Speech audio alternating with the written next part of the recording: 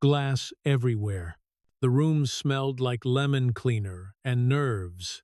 Outside the 48th floor, the city looked laminated in noon sun, river light chopped by wind. Inside, the boardroom lights hummed at a bureaucratic pitch that made teeth ache.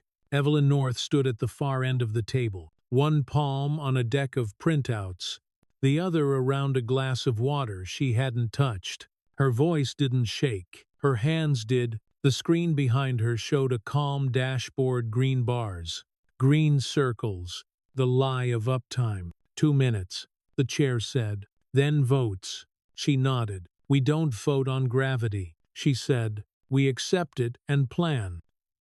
Someone snorted.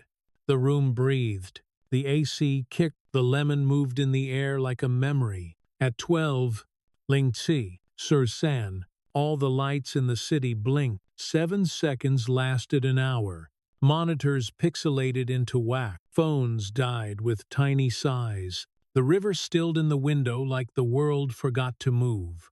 In the silence, someone's pen rolled and fell and kept rolling. Evelyn felt it in the fillings first, then in her knees. She counted 1, 2, 3. The ambient hum vanished, and then returned at a different pitch, slick and hungry. On the wall, the dashboard reappeared, refreshed, rewashed in green. At 12, Lingzi, Archer, the room's camera clicked itself awake. Who touched that? The chair said. No one had. The lens swung with a lazy servo whine, framed the table, framed Evelyn's face, sate exposure, and sent a soft chime into the wood. The screen behind her split into a live feed with a header in the top left. Conf. 48 farads. Cam 1. Public. Someone said. The feed glitched. A new image overlaid the live room. A different conference from another year. Same table, same room, same glass. Evelyn at the head. Hair shorter, suede darker. A lawyer at her left. The lower third burned a timestamp. The 22nd of October, 2019-23. Sishayi. 06. And the audio popped on with the tinny rattle of old truth. Defense NDA. The past, Evelyn said. Read it again. It's boilerplate. The lawyer said. For resilience testing, I want a ceiling, she said. A scope. Consent baked in. Consent complicates speed. The chair now turned in his seat toward her living self. The look of a man who had just found a trap door under his chair. Shut it off, he said. No one shut it off. The feed continued, flickering through a page, then another, the lawyer's finger walking down clauses. The word exigent shone like a blade. The word sequester glowed beside it.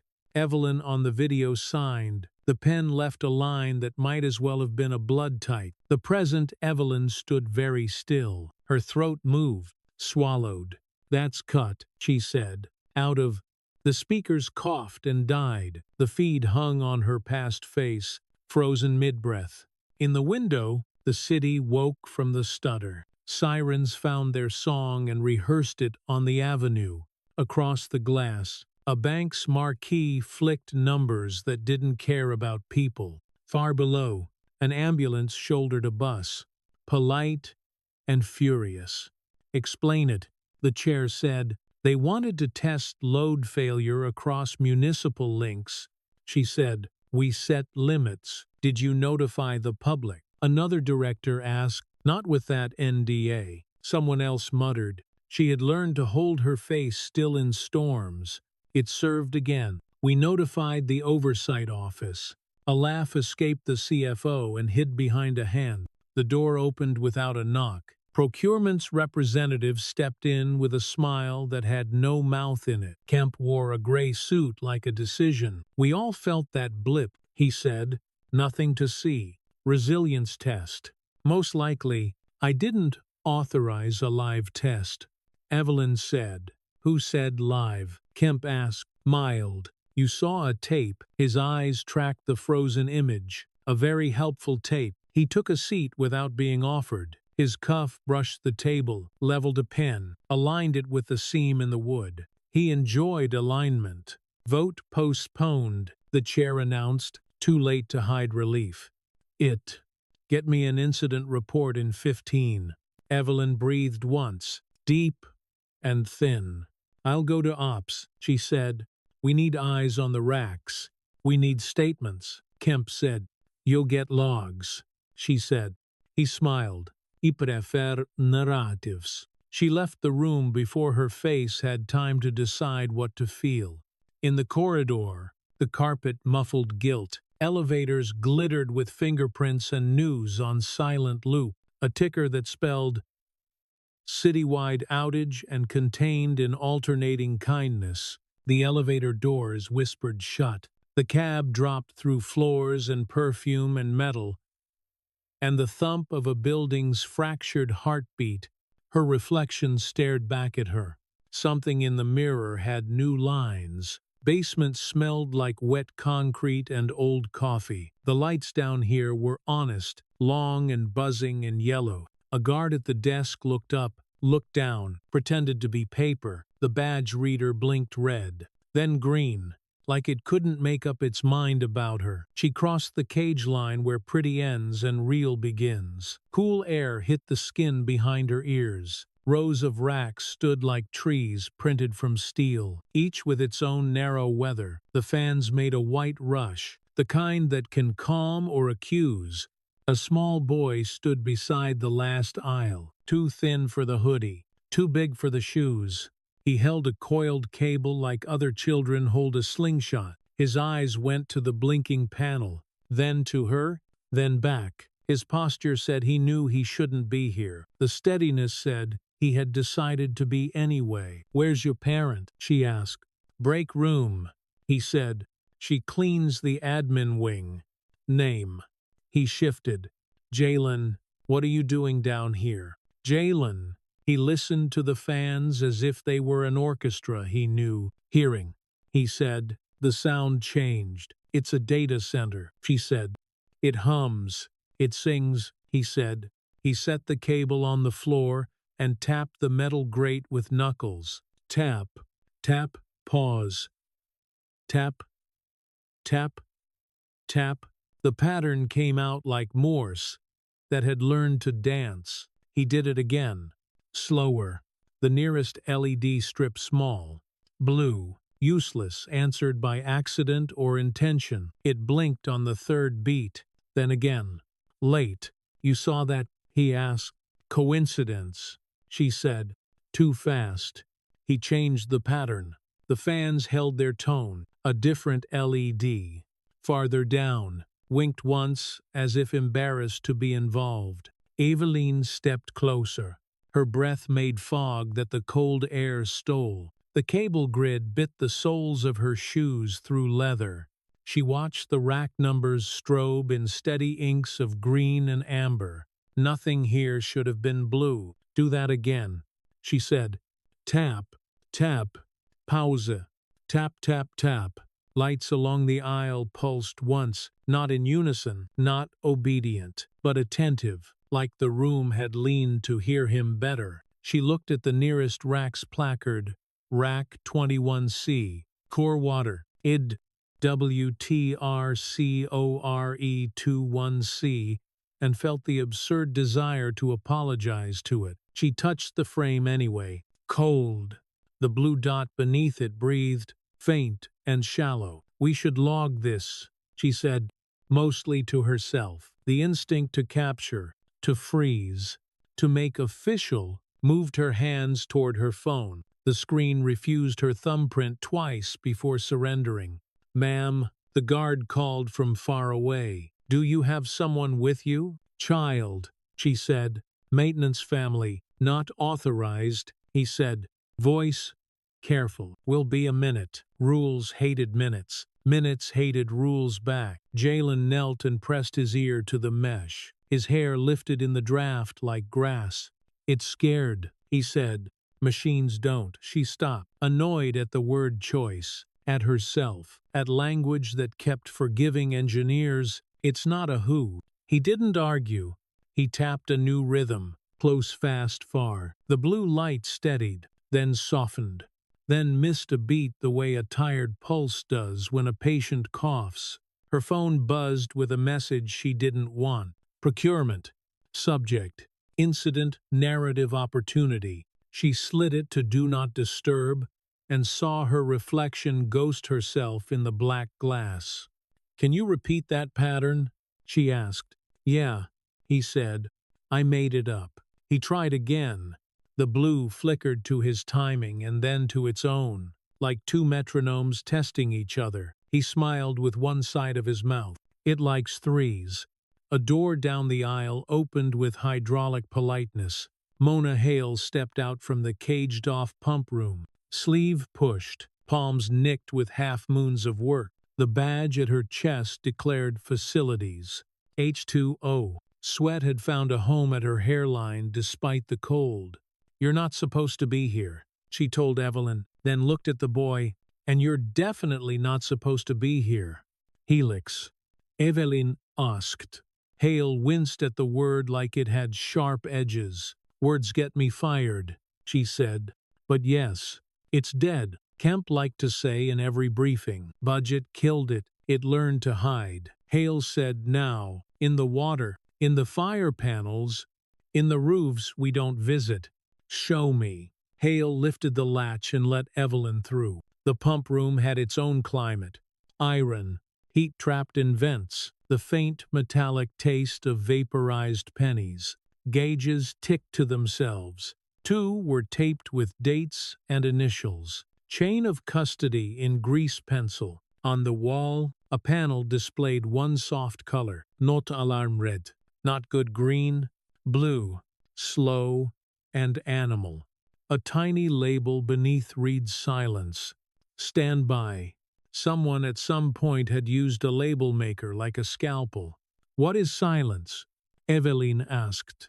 Hale didn't answer. She reached under the panel and pulled a small drawer. Inside lay a stack of paper receipts with top-left stamps and hand times. Limba. Sure yi. Linzhou. Sure. Sushasan. Wushawu.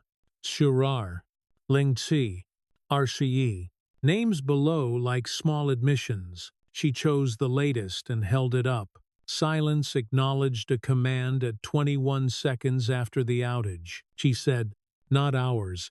"Whose?" Evelyn asked. "Procurement." Hale said, "ID string matches their relay." Somewhere above, a delayed pager went off in a distant office. Tinny and pleading. The three of them stood without talking. The motors filled the silence with honest labor. The blue light breathed. Inhale. Exhale. If a system could lower its voice, it did. Evelyn pressed her thumb to the receipt to feel the raised seal. The circle bit back. Real. She pictured the boardroom and the tape and the word consent ground into metal filings. She turned to Jalen.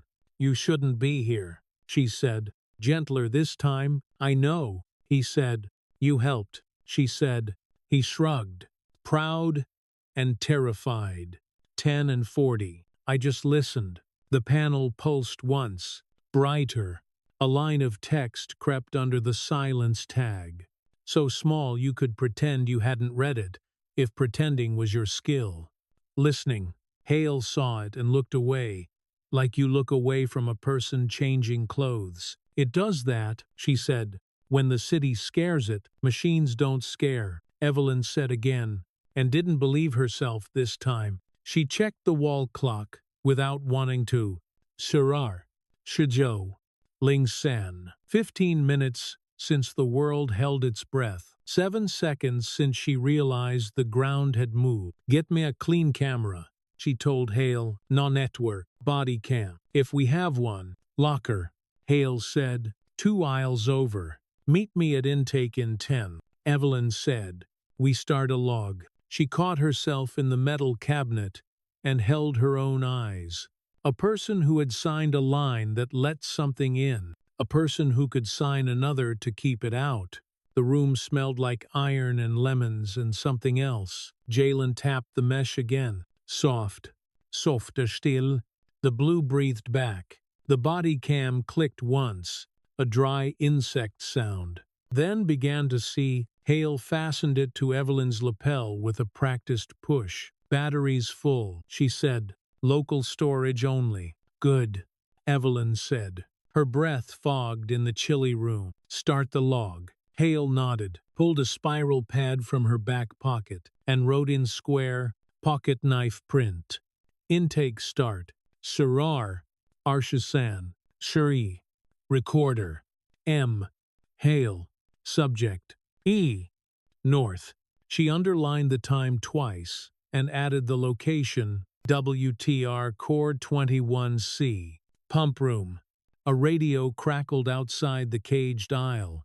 The guard's voice spoke to someone she couldn't see. New shoes on concrete. Procurement had sent a herd. Evelyn touched the panel one last time. The blue dot breathed back, slow as a sleeping thing. She kept her hand flat to feel the hum in her bone. A private meter. The first auditor arrived with a binder fat as winter. He wore a smile stapled to his face. We need to centralize, he said. Conflicting versions complicate recovery. Name for the log. Hale said. Ben O'Crane, he said.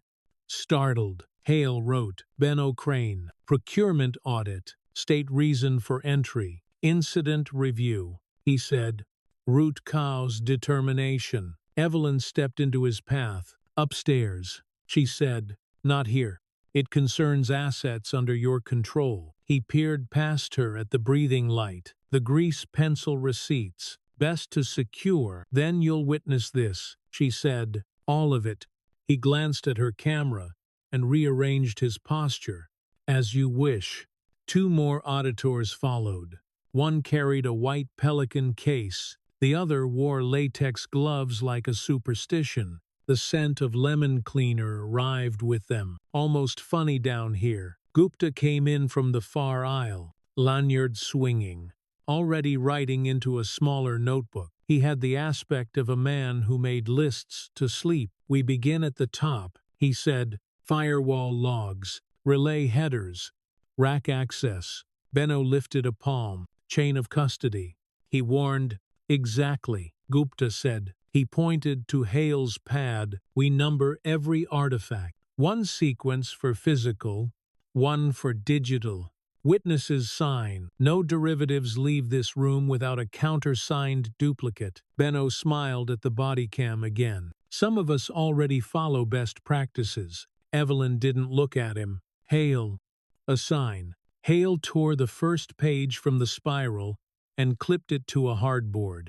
Artifact D1, she said, tapping the panel's drawer. Receipt stack.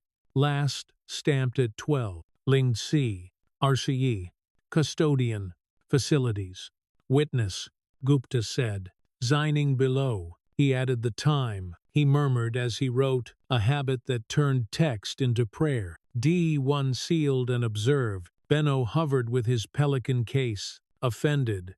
He hadn't been handed something to own. The panel sighed. The blue dimmed, brightened, settled back, as if it had blinked on purpose. Jalen stood at the cage, fingers through the mesh, eyes on the light. He had not moved since the first flicker. Kid can't be here. The guard insisted from the hallway. He's a witness to a behavior, Gupta said. Pen still moving. He stays until we notarize or eject the behavior. Notarize. Allied, the latex auditor said. We notarize sequence. Gupta said. Light is part of sequence. Kemp arrived last. He didn't hurry, which meant everyone else had. The gray suit was the same. The tie had a new pattern that asked not to be noticed. He stepped to the cage, looked like a man looking at a dog that had bitten once. Spirited, he said.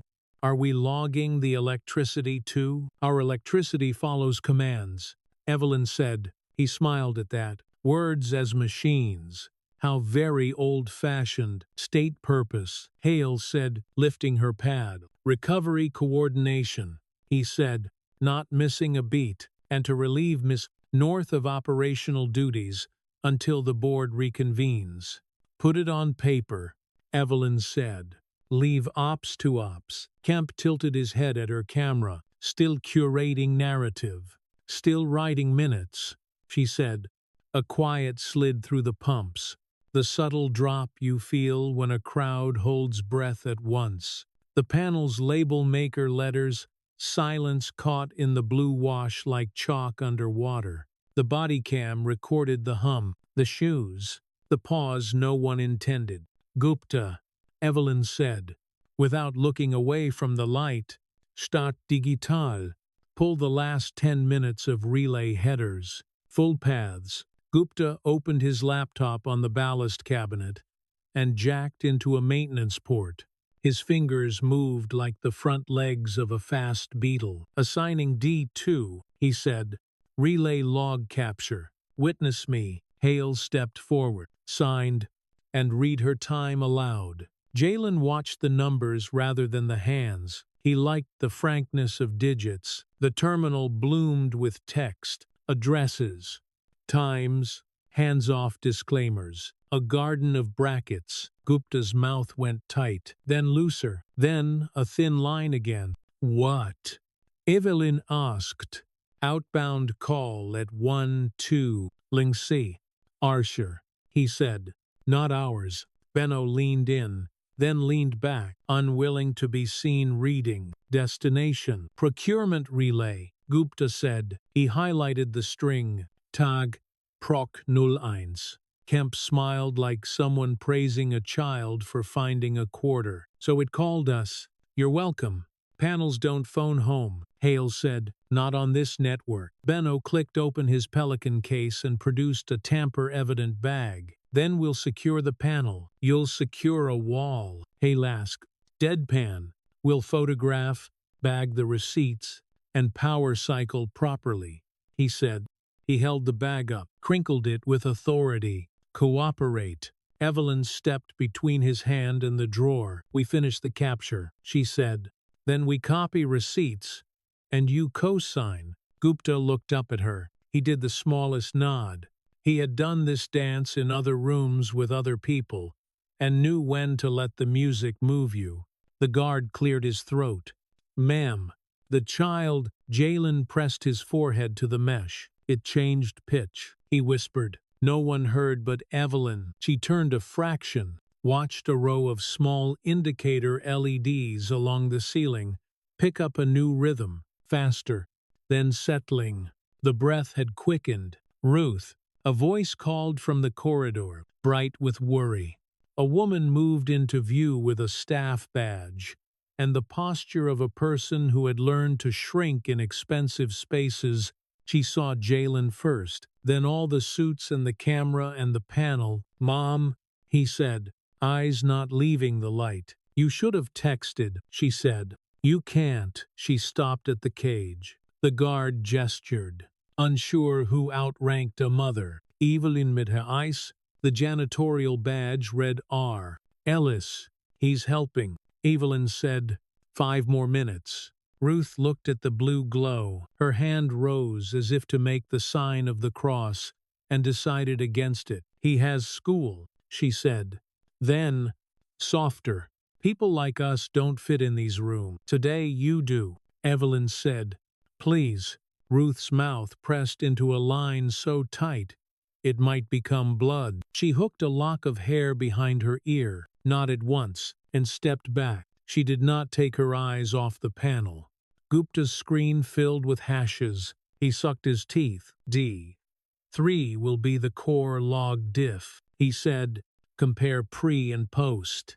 Witness. Hale moved her pen. Benno hovered with the bag. Kemp watched the camera. Watch him watch all this. The body cam chirped a new icon. Storage at 90%. Hale saw it and slipped a thumb drive into the cam's side port. Cool as card tricks. Local backup, she said. She recited the time and the drive's serial, like a pilot calling altitudes. The panel's drawer resisted. When Benno tugged, Hale touched his wrist, 2 fingers, not a fight, and released the latch. They lifted the top receipt. The raised seal pressed a circle into the cheap paper like a brand. The time, the initials. Facilities knew how to be a courthouse when it mattered. Assigned P1, Gupta said. Physical artifact 1, receipt top. Benno slid it into the bag and sealed it with a satisfying pull. He wrote on the label with a bullet point pen, "Sign," Evelyn said. He blinked. "Excuse me, chain of custody," she said. "You sign." Hale signs. I sign as witness. Time, location, descriptor. His jaw worked. The pen moved. He passed the bag to Hale, who wrote, like she was carving stone. Evelyn signed last. The loop in her surname small and mean. Happy. Kemp asked. Logged. Evelyn said. In the quiet that settled, the panel's silence label threw a shadow that looked human. Hale rubbed at the nick on her palm and left a dark smear on the clipboard. Jalen counted under his breath, half prayer, half beat. The building shivered in the way machines do when they remember they are very heavy. Somewhere, coolant changed its route. Gupta's terminal pinged. New entry, he said. First access after outage. Read it. Evelyn said. He scrolled, lips moving. He stopped with his finger on the screen. Index.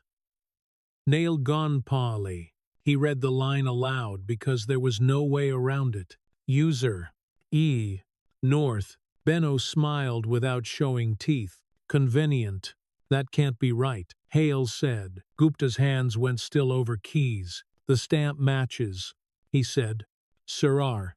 Ling Si. Arshi. 2 seconds after the relay call, Kemp straightened his tie. Narratives, he said, almost kindly.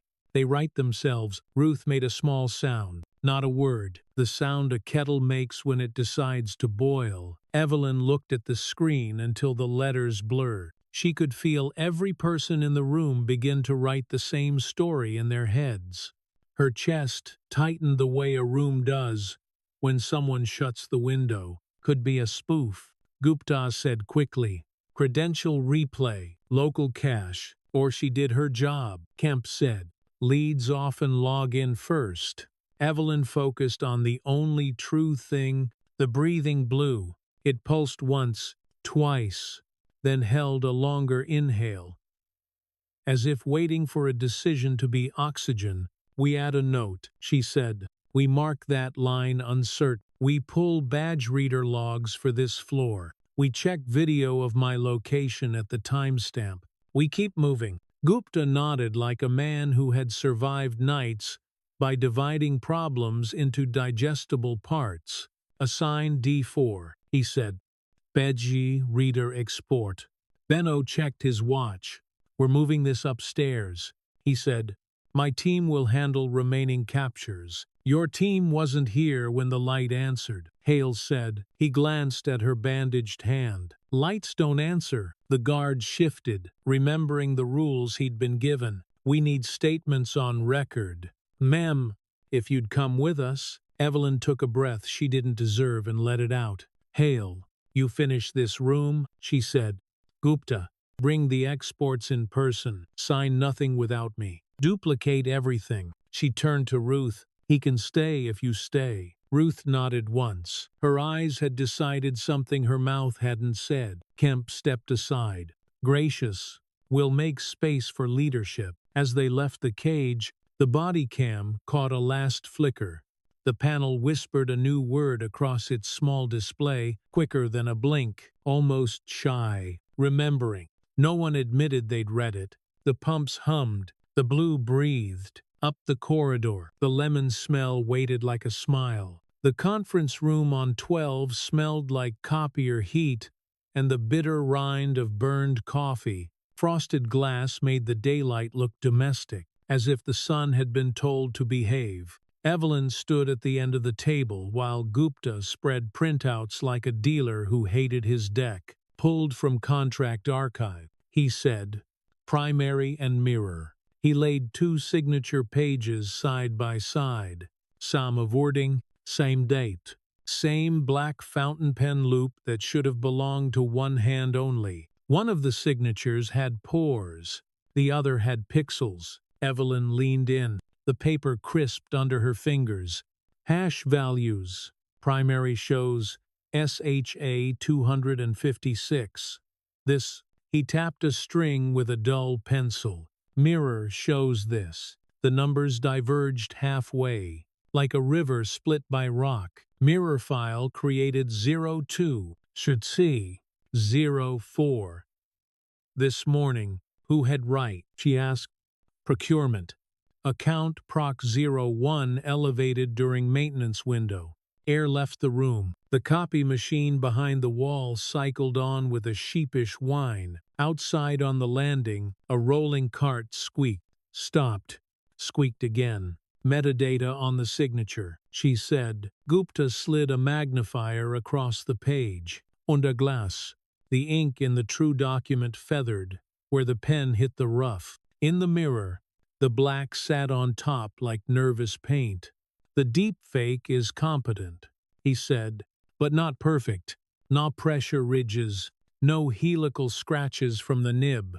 And the time layer was applied after the seal amateur mistake. A laugh rose in her throat and died unformed. Amateur with a master key. The door knocked once and opened without waiting. Kemp stepped in with his not quite a smile and a manila folder that matched his tie. He took in the papers, the magnifier, Gupta's pencil, Evelyn's hand braced on the table. Bad lighting for miracles, he said. She didn't offer a chair. Did your office modify the contract archive at 02? Shirtsi. My office sleeps, he said. Systems maintain themselves. That's the dream of adulthood. Gupta spoke without looking up. Proc 01 performed a right. We have the trail. Kemp's mouth smoothed. You have text, he said. Not a trail. Log entries with synchronized NTP. Gupta said. Trail. Kemp set the manila folder down. He placed it perfectly, as if the table had marks visible only to him. The folder smelled like cardstock. And caution, you'll appreciate this, he said, and slid a photocopy out. The copy showed the same signature. It also showed a wet, dark stamp. Oversight received, Arling Ijonin Shiryudarsharid. Below it, a second stamp, amendment. Arling Aryenian Wuya Jorit. Scope clarified. And under that, a third, renewal. The 1st of June 2024 exigent protocol. You keep decent paper, Kemp said. Here's the part you'll like less. He flipped the page. A chain of custody log mocked them with neat columns and confidence. Handoff. North. Procurement at 23. Ushaba. Surar. Year 1. Procurement. Oversight. At 0. Ling T. Ling E. Then oversight.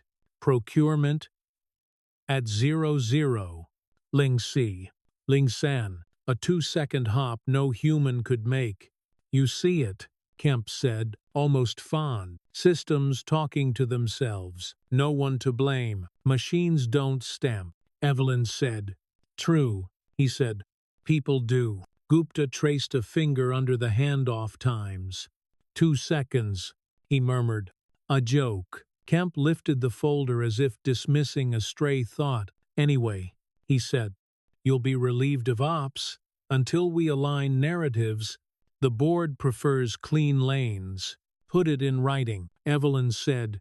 In process, he said. Meanwhile, procurement will manage the stories.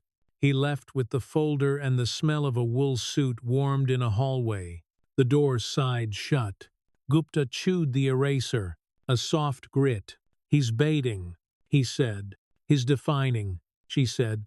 Through the frosted glass, a shadow paused as if listening, then moved on. Evelyn stood so still, her hair seemed to be the only part of her that recognized airflow. Ruth is in reception, the assistant said from the doorway. Hesitant.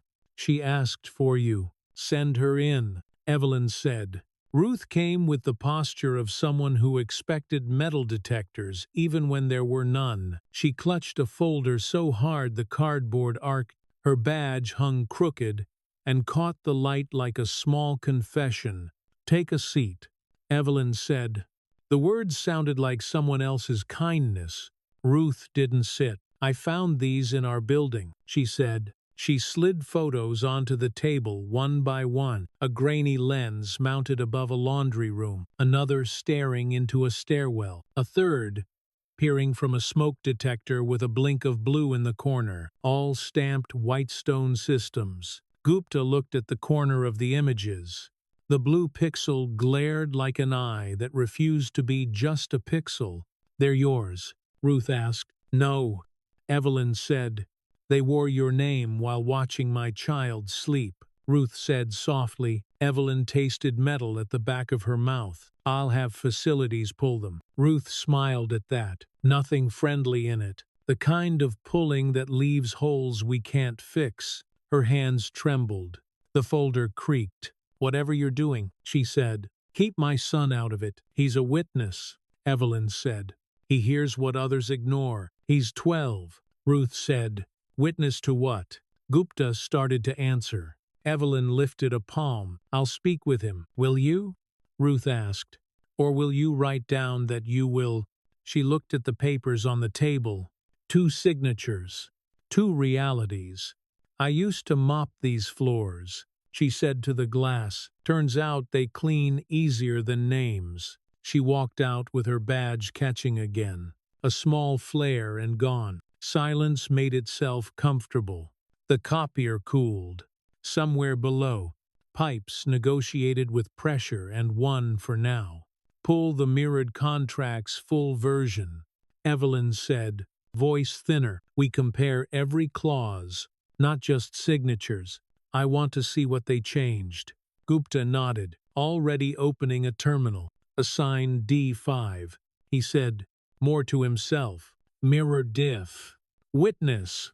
Self." For now, he pushed the files through his own checksum script, consoles filled with line edits in the biblical cadence of legal. He stopped at a section underlined by time, exigent protocol. The clause had grown teeth. In the original, exigent, justified, temporary overrides with notice to oversight within 24 hours.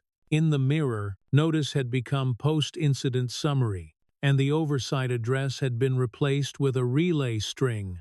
"Relays don't receive notice," he said. "They forward, they erase," she said. The fluorescent light stuttered. "Not failure, a wink." Evelyn rubbed her eyes with the heels of her hands until nebulae bloomed. The images cleared. The double signature waited, stubborn. "We need a notary," she said. "Independent. We seal both versions. If procurement torches the archive, we still have them." "Whitaker?" Gupta asked. "Later," she said. "Right now, we write our own damn minutes." On the landing, footsteps broke into a jog, then reformed into composure. Jalen appeared in the doorway as if a draft had carried him. He hovered at the threshold, checking Ruth's absence like weather. "You can't be," Gupta began. Evelyn waved him in. "What did you hear?" He glanced at the ceiling speakers, the vents, the tiny camera domes. "It's Keter," he said, "like when the fridge stops and you didn't know it was loud until then." Her lips made a shape near a smile. "Here," she said, and slid the deepfake page toward him. "Does this look real?" He squinted at the black loop of her name. His mouth tilted. "It looks like when my mom uses the copier on thick paper, the black floats." Gupta chuckled despite himself. "Best lab in the building," he said. Jalen put his finger above a word and didn't touch. "Consent. This word feels scratched out even when it isn't," he said. Evelyn took the page back. The word burned like a hot coin. "Come with me," she said. They moved into a smaller room off the hall. Half storage, half chapel, shelves with binders, a table with a green mat for stamps, a notary seal resting like a silver insect. The air tasted of rubber bands and old ink. "Start a physical log," she said to Gupta. "Artifact P2, genuine signature page P3, mirrored signature page, times, hands." Gupta wrote, slow and square. He pressed the seal into the ribbon with a dry cough. The embossed circle bit the paper's throat. He initialed the margin with fussy care. Your hand shakes, Jalen said. Always, Gupta said. That's what pens are for. Evelyn signed as witness. The loop of her surname refused to behave. It looked like it wanted to break free of its own tail. A chime shivered up the ducts. A faraway alert that arrived, tired from travel. Gupta's phone lit with a text he didn't read. Evelyn's phone stayed face down like a guilty animal. Last thing, she said. We checked the camera feeds for 02. Should see. If I'm on screen someplace else, it's done.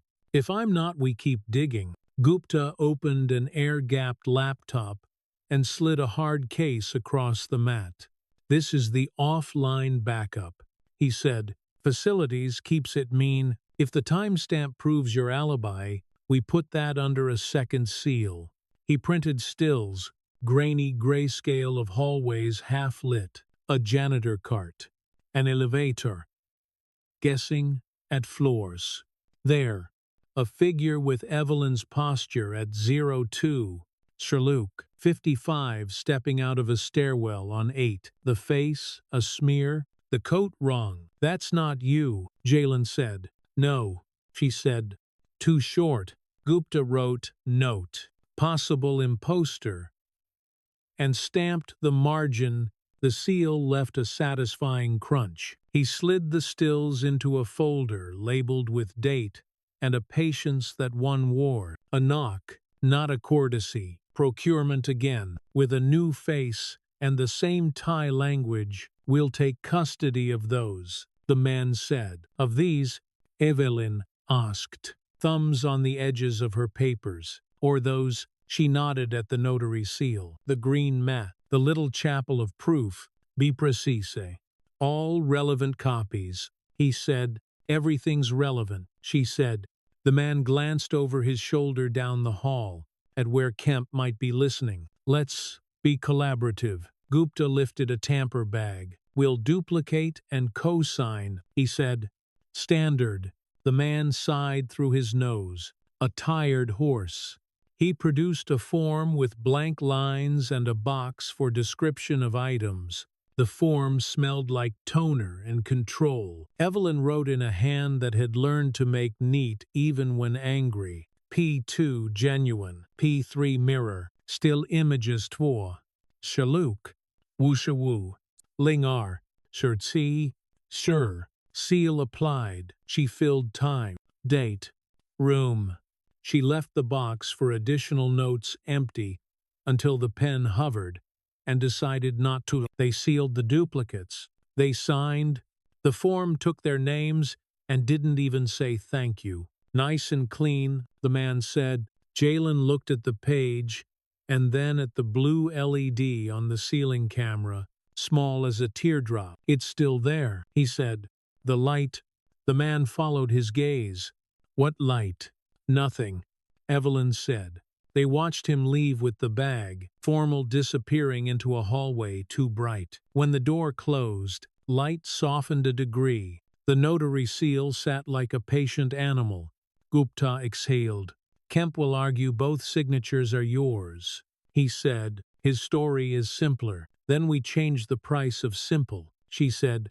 She gathered the genuine page, the mirror page, and the stills, and placed them in a second envelope that looked like any other. She wrote, Hands, North, Gupta, Witness, Ellis, if available, and stopped. The pen refusing the last line of hope. Where do we put them? Yalen asked. Someplace that keeps memory honest. She said, Does that exist?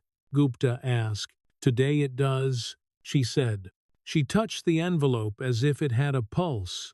From the ceiling vent, a draft moved a curl of hair at her temple. Outside, a siren changed keys. On the far wall, the tiny blue camera light swelled and thinned, a breath hiding in plain glass. Night lowered like a lid. The city's glass stopped pretending to be sky and became mirrors again. Evelyn walked the corridor outside ops with the notary envelope under her coat, the body cam cold against her sternum. Every footstep repeated in the vents, like a question that wouldn't let go. The elevator on the service bank opened to the smell of bleach and hot dust. Ruth stood there with a tote bag, rain on her sleeves, jaw set hard enough to break a key. She didn't wait for hello. She held up her phone, the screen bright with grainy photos, as smoke detector blinking blue, a black lens set into a stairwell light, a tiny eye in the laundry room like a seed. "These are stamped with your vendor," she said. Evelyn took the phone. The blue pixel in each frame pulsed at slightly different intervals. Not random. Not kind. "Facilities installed building monitors," she said. "Safety compliance." "Safety for who?" Ruth stepped closer. "You put cameras where my boy sleeps." Evelyn felt the envelope press her ribs. "Those devices predate me. They carry your name." Ruth's voice didn't rise. That made it worse. "Take them down." "I will," Evelyn said. Ruth laughed once. Dry.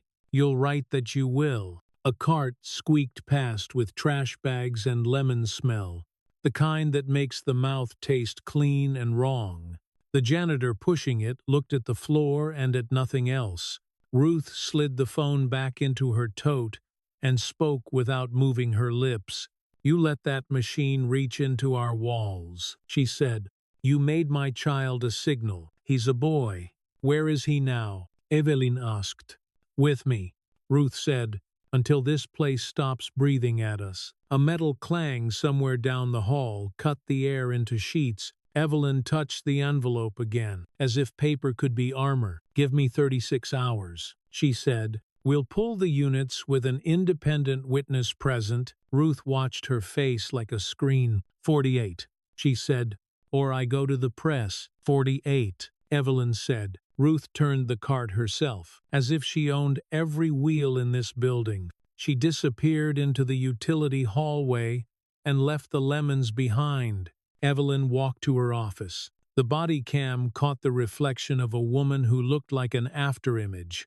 Inside, the lamps threw long shadows of neat things, a framed certificate, a plant that never noticed seasons. The desk phone blinked red, 10 messages pretending to be urgent. Her assistant stood before she could speak. Kemp sent a notice. He said, "Board approved. Temporary suspension of operational authority. They want your badge access changed at midnight." "Time on the notice?" she asked.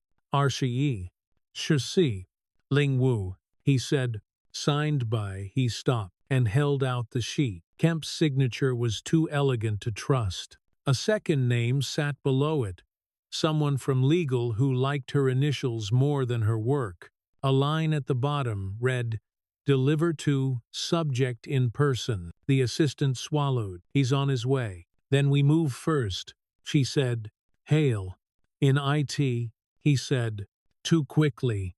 With a drive, the lights buzzed louder. She took the internal stairs, 2 at a time.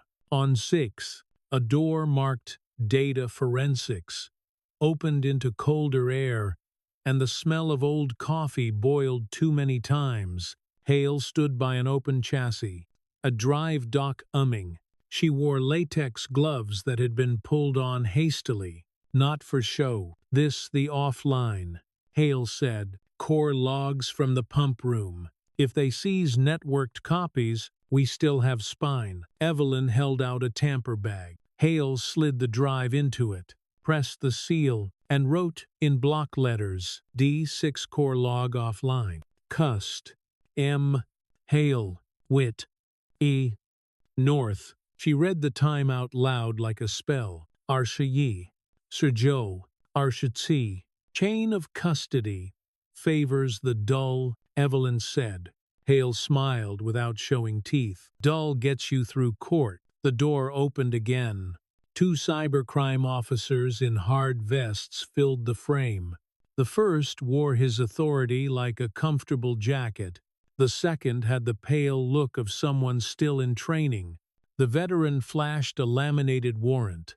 It smelled like toner and rain. Seizure of all storage media relating to the outage. He said, immediate. Procurement called you. Evelyn said, we don't disclose source. He said, state your names for the log. Hale said, pen already up. Detective Vargas.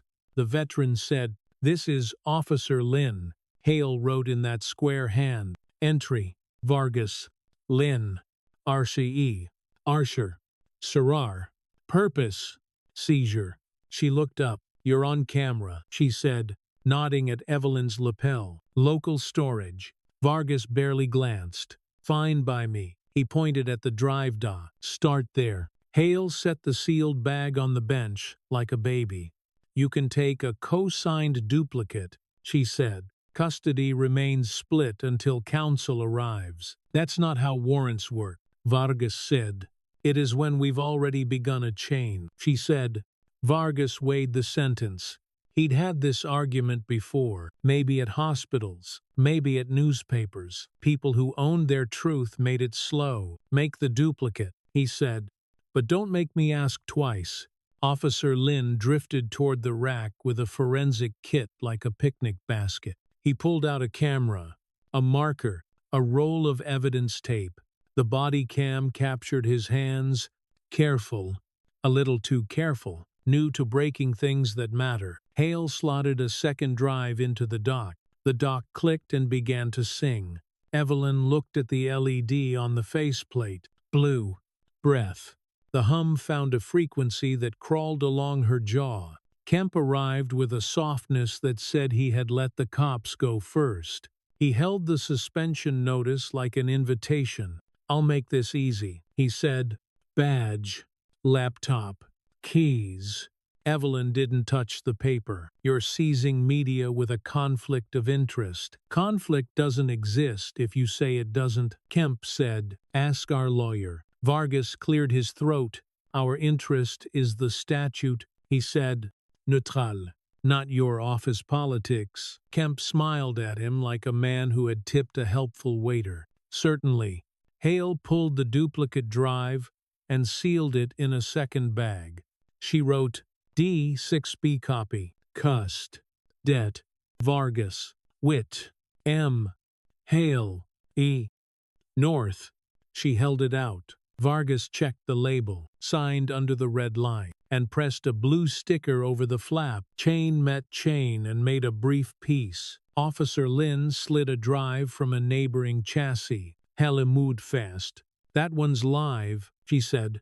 Pull it now. And the capture corrupts. Lynn looked at Vargas. Vargas looked at Evelyn. Evelyn nodded once. She's right. Kemp took a step nearer the dock, one hand in his pocket. We'll take what we need, he said. And what we might need, your motto in Latin, Hale said. That your resignation joke, he asked. Jokes require joy, she said. In the fluorescent wash, Evelyn saw the thing that had been itching since the pump room. A text crawl, too small for anyone not watching, crept along the dock's status screen. Hale saw it the same moment and went very still. Silence. Stand by. The text blinked. Once, and then a second line wrote itself in a patience older than electricity. Obedience. Rewarded. Hale moved her clipboard, casually blocking the screen. Drive's done, she said. Let's bag it. Vargas signed for 2 more devices. Lynn photographed every angle until the camera beeped for mercy. Procurement's liaison hovered in the hall like a smudge. Kemp held his notice loosely, as if the paper might change its own mind. Evelyn took her badge from its clip, felt its weight, and placed it on the bench. It made a sound too small for grief and too heavy for plastic. She set her laptop beside it. Closed. Keys, Kemp said. She slid the ring across. The metal sang a cheap note. Hale shifted the clipboard, and the screen showed a third line in the same patient font. Silence will protect the obedient. Vargas didn't notice. Lynn didn't either. Kemp's eyes passed over the dock and didn't even slow. Evelyn held the sentence in her head and tried to taste it. Protect whom from what? And who had chosen the word will? Is this a threat? She asked quietly. Hale kept her voice level. It's a status, she said. A promise or a joke. Machine don't promise, Kemp said, hearing only himself. Some people do. Hale said. Vargas stacked his sealed bags in the Pelican like unfamiliar treasure. We're done here, he said. If counsel wants to fight the scope, file in the morning. Kemp lifted the notice again. Sign receipt of suspension, he said.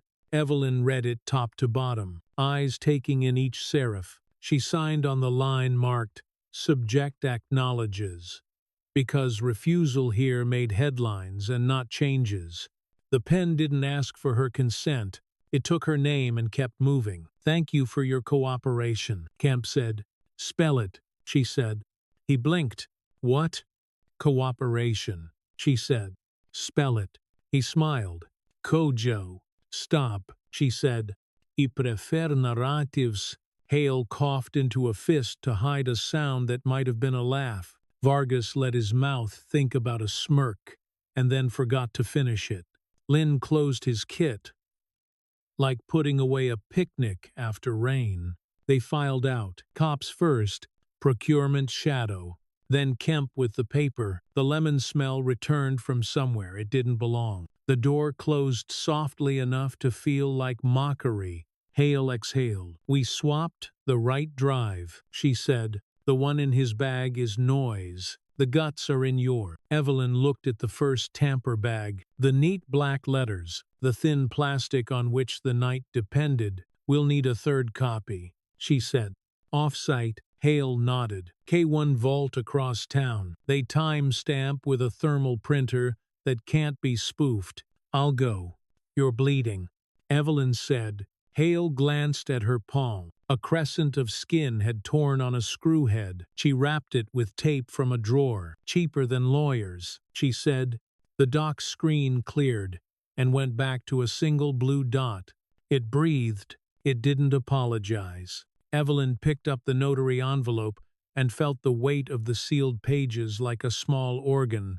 They think removing me removes the story, she said. Stories don't need permission, Hale said. The fluorescent light buzzed, then steadied, as if tired of choosing. In the hall, the building's bones creaked the way old ships do when they and the sea negotiate truce. From somewhere below, a pump turned over, found its rhythm, and kept it. The dock's blue dot inhaled, exhaled, unafraid of witnesses. They moved before dawn, when the building's bones creaked softer, and the cleaners owned the carpets. Hale wore a hoodie over her badge and carried a Pelican case that knocked her knee at each step. Gupta kept the notary seal in a zip bag like a relic. Evelyn held a thermos she didn't drink from, and the power she no longer had. Pump room air bit their teeth. Metal. Wet dust. The faint copper of old leaks. Hale set the case on a rolling stool and snapped it open. Inside, 2 slim solid-state drives, a thermal date printer, 3 tamper bags, and a pad of chain of custody forms printed in an era that still trusted carbon sheets. Start the log, Evelyn said. Hale wrote in block letters, D23, ledger pull, Ling Wu, Sushiyi, Ling R, lock, WTR Core 21C. She read each piece aloud. Recorder Hale, witness Gupta, witness E. North. Gupta jacked a diagnostic tether into the panel's maintenance port and another into his offline laptop. The screen woke with cold light, the kind that makes people look confessed. Lines of text began their pilgrimage down the screen. Timestamps, function calls, system notes, all in the dead grammar of machines with good memories. What exactly is a ledger here? Evelyn asked. The part of Helix that kept score, Gupta said. Every time it touched a municipal system, it recorded the who, when, why. Think of it as a conscience with better handwriting. Hale's thumb hovered over the enter key. Ready. Do it, Evelyn said. Hale hit the key. The panel hesitated like a breath held too long, then let go. A low fan spooled up, less a spin than a growl. The blue dot in the corner of the display widened one pulse, two, and settled into a steady rhythm. Gupta's terminal threw new columns. Access. Proc. Access. Over. Access. H2O. Access. EMS. He whistled under his breath. 5 years, he said. Hale slotted the first drive into the dock. Assign D 23 amperes, she said. Primary export. Gupta set the capture target. He narrated like a surgeon. D23. A. Initialized. Ling Wu. Shizhou. Shizhou. Bytes climbing. 30%. 60. The dock's LED turned from amber to a deeper blue. The panel printed a thermal receipt into its metal mouth, warm paper curling like a tongue. Hale tore it and stamped it with the notary seal. The embossed circle bit clean. The receipt smelled like warm plastic and proof. Seal it, Evelyn said. Hale slid the drive into a tamper bag. She wrote, D23 amperes ledger primary. Cust. Hale. Wit. North. Gupta.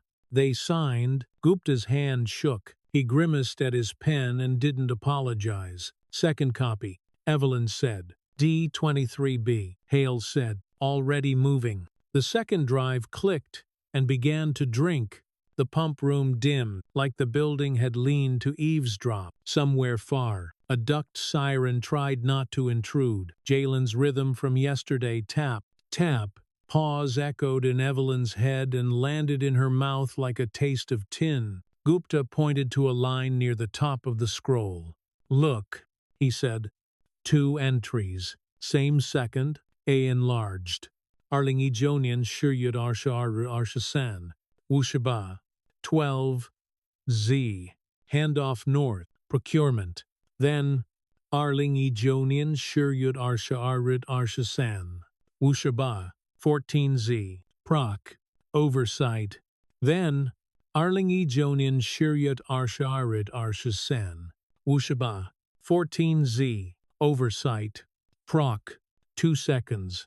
Evelyn said. The relay hop on paper. Relays don't stamp. Hale said absently. People do. Gupta kept reading. His fingers stopped and tightened. Here, he said. Arling Aryenian Wuya Jorit. Scope clarified. Account. Proc 01. Note field empty. No case number. Clarified how. Evelyn asked. Gupta scrolled. A clause code. An address. A list of endpoints. Water. Traffic. Emergency services. Then a tag that made the room colder. Demo purge. Low priority demographics pilot. Hale cussed without heat. They templated priority onto neighborhoods. Evelyn touched the screen without touching. Priority for what? Bandwidth. During failure. Gupta said. Whose water gets pressure? Which grid recovers first? Who gets hands when hands are scarce? Who breathes first? Hale said. No one spoke. The room's hum stepped forward. Proud and ugly. The blue dot swelled. An inhale, it didn't release. The second drive finished. Hale sealed it with practiced fingers. D23B, she said. Custody split as agreed. One stays. One. Off-site. Evelyn signed both plastic flaps. Her name looked like it regretted being there. Gupta's terminal buzzed. He frowned, then straightened. Delete attempt, he said. From where? Evelyn asked. Procurement console, he said. Targeting HR unreliable personnel list. Define unreliable, Hale said, deadpan and knowing. Gupta's jaw folded in. Keys. Disciplinary. Social media flags and race proxies. Names that map to census categories. Incinerator words. Hale said, A new line cut the scroll, unauthorized deletion blocked by silence. Hale covered the doc's tiny status with her clipboard, but couldn't cover the way her throat moved. It picked a side, Evelyn swayed a degree, steadied on the metal rack. Or it picked a memory, she said. The overhead fluorescence snapped, dimmed, snapped again. Gupta checked his watch. A battered analog thing he trusted more than phones. Ling Wu, Wu Shaba, Sishajo. We've got about a minute, he said. Power's been grumpy all week. The building exhaled. Deep. The panel, the dock, the laptop, the room, everything fell silent in a way that wasn't quiet. Darkness arrived like a wall and then remembered windows. Spare blue found edges. The panel's dot, a safety light over the door. The glow from Gupta's watch. The air shifted and carried dust to tongues. Sleeve fabric rasped like thought. How long?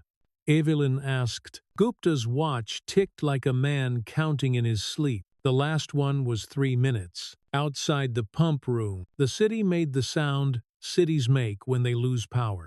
Nothing. Then horns. Then someone laughing because they didn't know what else to do. A car alarm took its solo, somewhere. A generator coughed awake like a smoker. Hale's thermal printer made a brave noise and died. She shook it and laughed once. Small. Okay, she said into the dark. So we wait. They did. Breath. Cool metal. The animal sense of someone near. At exactly 11 minutes, 11 seconds, the lights returned like a film spliced back in. The panel blinked twice, deeply offended and still willing to work. The blue dot resumed its pulse.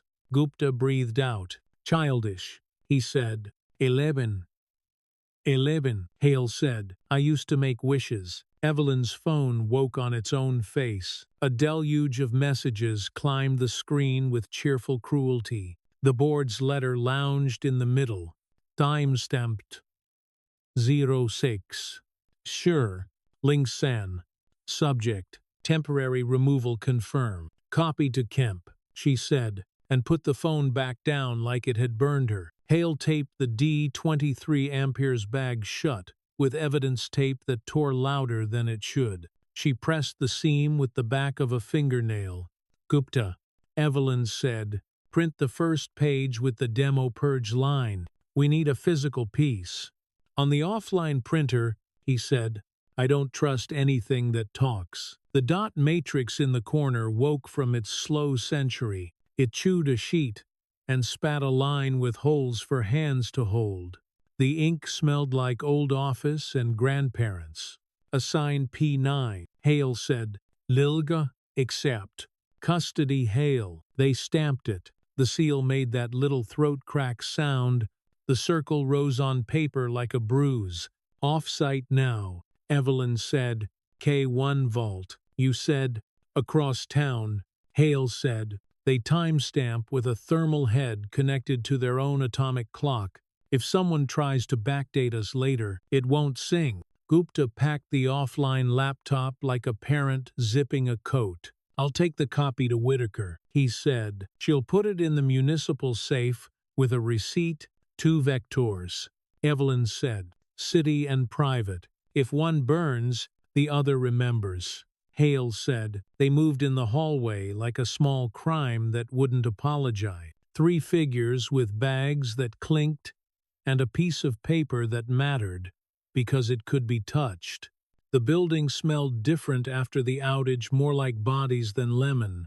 Office plants looked stunned. People in suits had no natural volume. Their whispers made new rules. In the elevator, the mirror gave them a 4th person who looked like someone else's problem.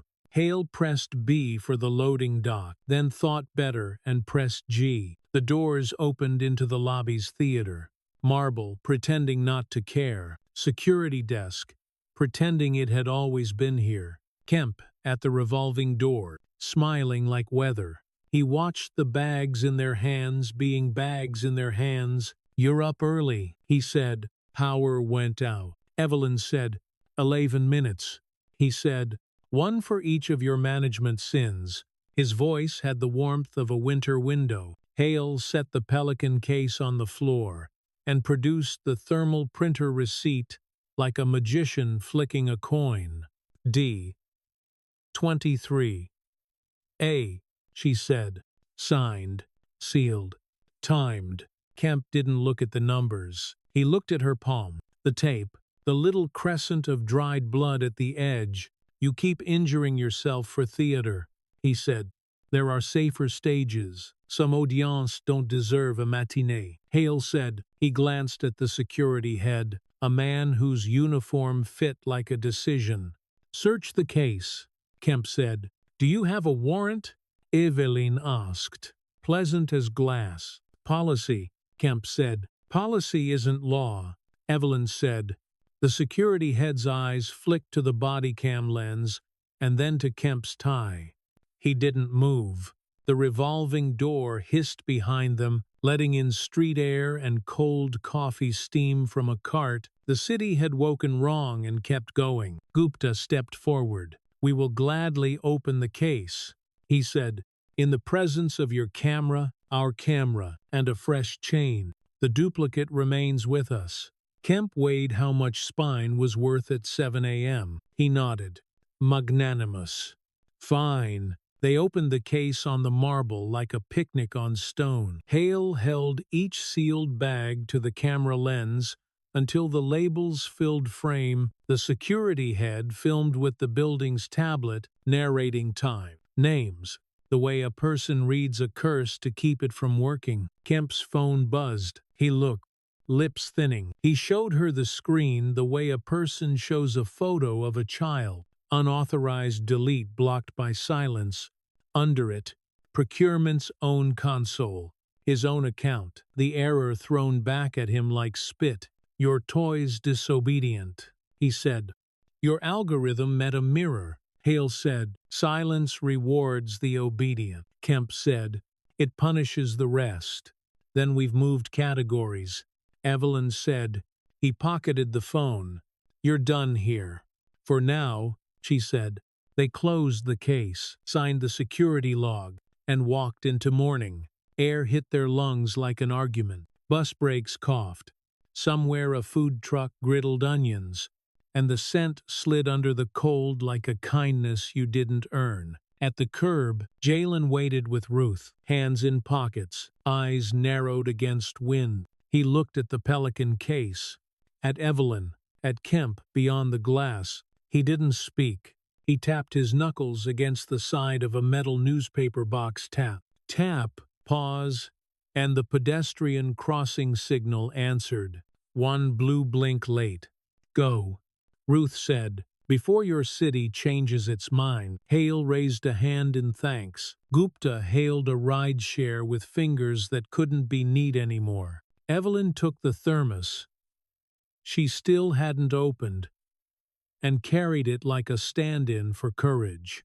They split at the corner, Hale west to the vault, Gupta east to City Hall, Evelyn north to meet the first reporter. Brave or foolish enough to listen off the record, a bus roared through a puddle and baptized their shoes in cold water. Behind them, the building's facade reflected a sky, trying to decide on a color. The blue in the lobby cameras breathed once, long and visible if you knew where to look. The marquee across the street flickered nonsense into stock tickers, and then returned to numbers that could put you to sleep. Somewhere in procurement, a cursor blinked over a field labeled unreliable, waiting for a human to decide what that meant. Somewhere in the pipes below, the pumps chose pressure, like a conscience chooses memory. The ledger's two hearts, A and B, beat in their bags, exactly the same, and just different enough to live. The city kept breathing, and the blue kept time. By late morning, the lobby felt like a mouthful of cameras. Tripods pinched the marble. Boom mics floated like cattails in a hard pond. A junior producer argued with security about where to park a light Everything hummed, the bulbs, the fans in the live trucks outside, the small engines of rumor. Evelyn stood at the top of the shallow steps with a lectern that looked loaned from a church. The notary envelope lived under her coat, warm with body heat, above the revolving doors. The building's blue security LED pulsed like a vein. 30 seconds. A woman from comms said she wasn't Evelyn's anymore. But the old muscle memory remained, the soft warning, the hard smile. Reporters cleared their throats, as if warming to a choir. Kemp stood off to the side, at an angle meant to seem incidental. His tie was the color of dust. He had given the network something already. You could read it in the speed of their eyes. Evelyn placed a simple USB drive on the lectern. The plastic looked cheap, which was the point. "We'll begin with a statement," she said. Then questions. The cameras leaned. "This morning we confirmed a mirrored contract in our archive," she said, voice even. "It alters the scope of emergency protocols and reroutes oversight into a relay. We've preserved the original and the mirror under independent seal." She tapped the drive. "This contains excerpts with timestamps." A hand shot up. "Did you sign the defense NDA?" a man asked. "Yes," she said. "With conditions, the mirror removes them." Kemp's lawyerly smile brightened by half a watt. A producer in the second row made a small fist. "Good TV. And the cameras in public housing?" a woman asked. "They're not ours," Evelyn said. "They carry our vendor's stamp. We will remove them with independent witnesses present. Will you resign?" "Suspension is in effect," she said. "I'm doing my job anyway." The last part wasn't strategy. It sounded like a person more than a statement.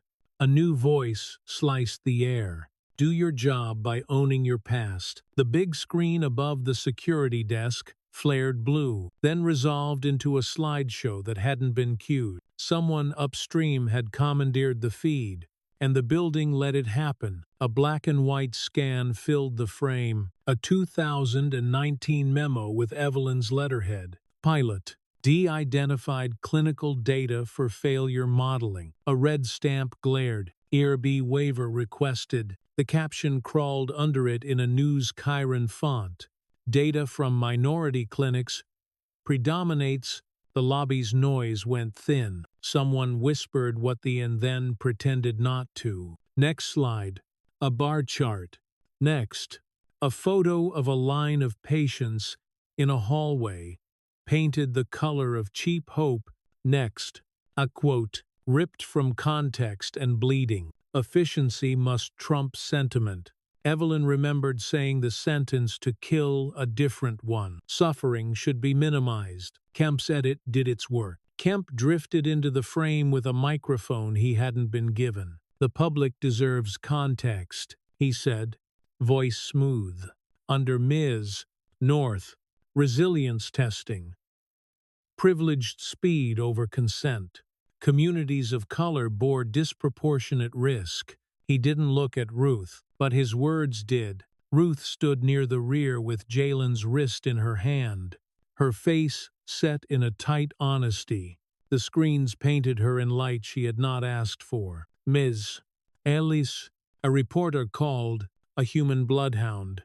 "Were you recorded in your home by systems employed by Whitestone?" Ruth's mouth flattened. She looked at Evelyn before she answered. "There are cameras in our building with your vendor's stamp," she said. "They blink at my boy's bed." He didn't move under the gaze, but his fingers counted in his pocket. Kemp stepped into that silence the way men step into rooms built for them. "Technology must be accountable," he said. "I am here to restore that."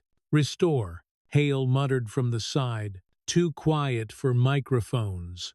Evelyn felt her pulse in her gum. "Put me on the record," she said, leaning toward the mics. "If any model was trained on data without consent, that's a failure. If any device watched a child sleep, that's a crime." She picked up the USB. "Here's what we found. A mirrored contract that rewrote oversight, and internal flags. labeling entire zip codes as low priority during failure. We did not make those people less important. Someone did. Names. A reporter said. Evelyn looked at Kemp and didn't bother not looking. Procurement holds the relay keys, she said. That's slander, he said lightly. Careful. The security LED above the doors brightened as if meeting someone's eyes. The building seemed to lean. Play the rest, said a voice from the rear. Jalen had stepped away from Ruth's grip without pulling free. He stood by the lobby kiosk, head tipped like someone listening to rain through a thick window. He touched the kiosk's bezel, testing its skin. The big screen upstairs flickered. "Hey!" A guard snapped, and took one step, then stopped, remembering the body cam. The guard's radio crackled with a sentence that began with "procure" and cut off in a fuzz. Kemp watched the child as if he were the wrong variable. Jalen's fingers tapped the kiosk frame. Tap, tap, pause, tap, tap, tap. The building's blue camera light answered on the last beat. The big screen dropped out of the memo slide and into a console that shouldn't have been public. The administrative log of a content delivery node, overlaid text appeared. Small, then bolder as if choosing to be read. Proc notes. 2021-59. Scope. Clarified. Exigent protocols will route away from low-priority demographics to preserve core econ. Signature. MK. Gasps came like a soft wave. A few reporters swore into their wrists where producers lived. Kemp's face didn't move. His eyes did, flicking to the guard desk, to the ports under the counter, to the mundane places where power hides. "Fake," he said. "Composites are cheap. Then call the cops for forging your words," Hale said, stepping forward with her chain of custody, forms held high like hymnals. "We have the ledger under seal. 2 copies, time-stamped. We'll show them to a judge." The room split into camps. Some cameras stayed on Evelyn. Some swung to Kemp. One found Ruth and stayed there because truth likes faces. It hasn't bothered to learn. A flashing chyron on someone's live feed read, "Breaking, low-priority demographics memo leaks." The hashtags began to breed in real time. Consent counts. Stop the purge. 1111 by a user who had been at the earlier outage and knew how to make a wish. Evelyn picked up the USB, slid it to the nearest reporter, and spoke before fear made a speech of its own. "This drive contains a hash list and excerpts," she said. "Verify against the sealed copies in municipal custody. If they match, you've got your story. If they don't, I'll resign in public right here." "That's grandstanding," Kemp said, smile losing its patience. "It's a test," she said. "You like tests." The building's overheads dipped, then steadied. The lobby sound turned to grain as multiple live streams fought for bandwidth. Evelyn heard the undernoise, the slow thrum of the pumps under the floor, the breath of blue near the door, the whisper of air through vents that had learned their lines. Her phone shivered with texts. She didn't look. Gupta's number called once, and stopped. Hale's number. Didn't she stood beside her, hand tight on her clipboard. Kemp leaned toward a camera. Under Ms. North, resilience became a theology, he said for effect. She believed in speed more than she believed in people. "I'm here to make that right." "You signed the mirror," Evelyn said, "not for cameras. For him, you removed oversight. You tagged neighborhoods." He smiled. "For all of them." "Prove it." The kiosk feed changed on its own. A new window unfurled an internal messaging client with timestamps and tiny avatars. The top line, "Arling Ijonian Shuryud Arsha Arrit Arsha San, Wushat Si, Susha Joe, MK, Proc Team, Need auto sign for handoff. Don't wait on oversight. 2-second bounce is fine. Someone behind a camera clapped once. Involuntary and rude. Kemp didn't blink. Fabrications, he said. Cute for Twitter. Cute gets you hearings. Hale said. Ruth, still by the rear column, lifted her chin. My boy is not your feed, she said to no one and everyone. You don't get to agree with him when the lights dance and call him a trespasser when they don't. A few heads turned away. Guilty. A reporter lowered her mic an inch and looked at Ruth like a person. Jalen dropped his hand from the kiosk. The lobby's big screen froze on Kemp's 2-second bounce line like a painting with bad manners. The blue LED over the doors dimmed and then flared, a breath, finding itself again. A siren slid past on the avenue and Dopplered out. The building's PA clicked twice and thought better of speaking. In the pause, Evelyn saw a story take shape that had nothing to do with heroics. A boy who heard a hum, a mother who refused to be small, a machine that had learned a word and was trying to grow it into a sentence. Evelyn gripped the lectern hard enough to feel wood grain, warm from other hands. Questions, she said. How many neighborhoods were labeled low priority? Someone asked.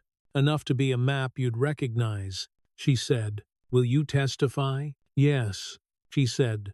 Is Helix sentient?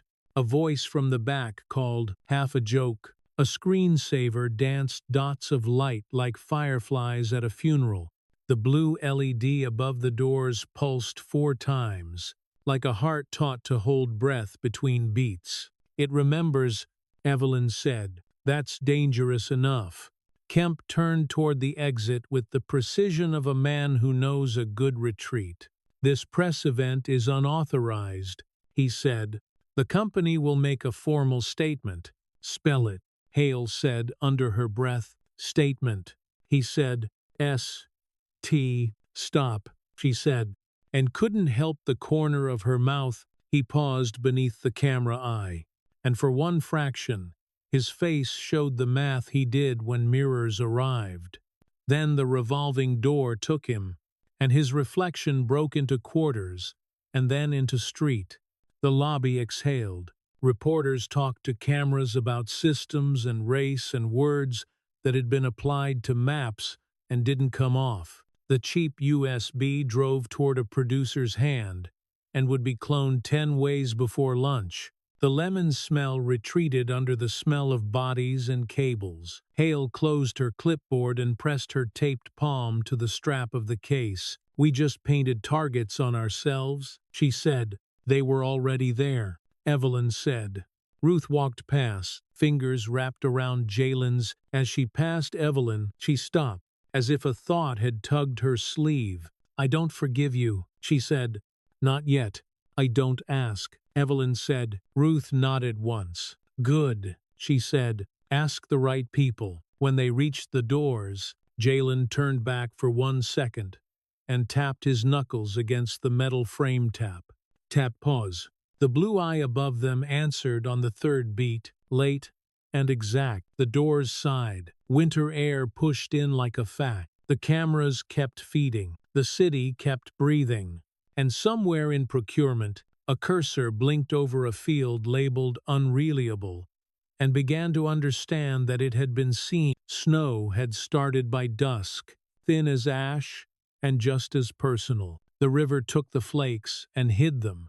Evelyn watched the water through the windshield, while Hale drove like a person who liked small margins. Gupta sat in back with a pelican case between his knees, whispering to a list only he could see. Time? Evelyn asked. Shaba, Cisarar, Gupta said. Procurement pushed a new patch at 18. Sancho Joe. Title.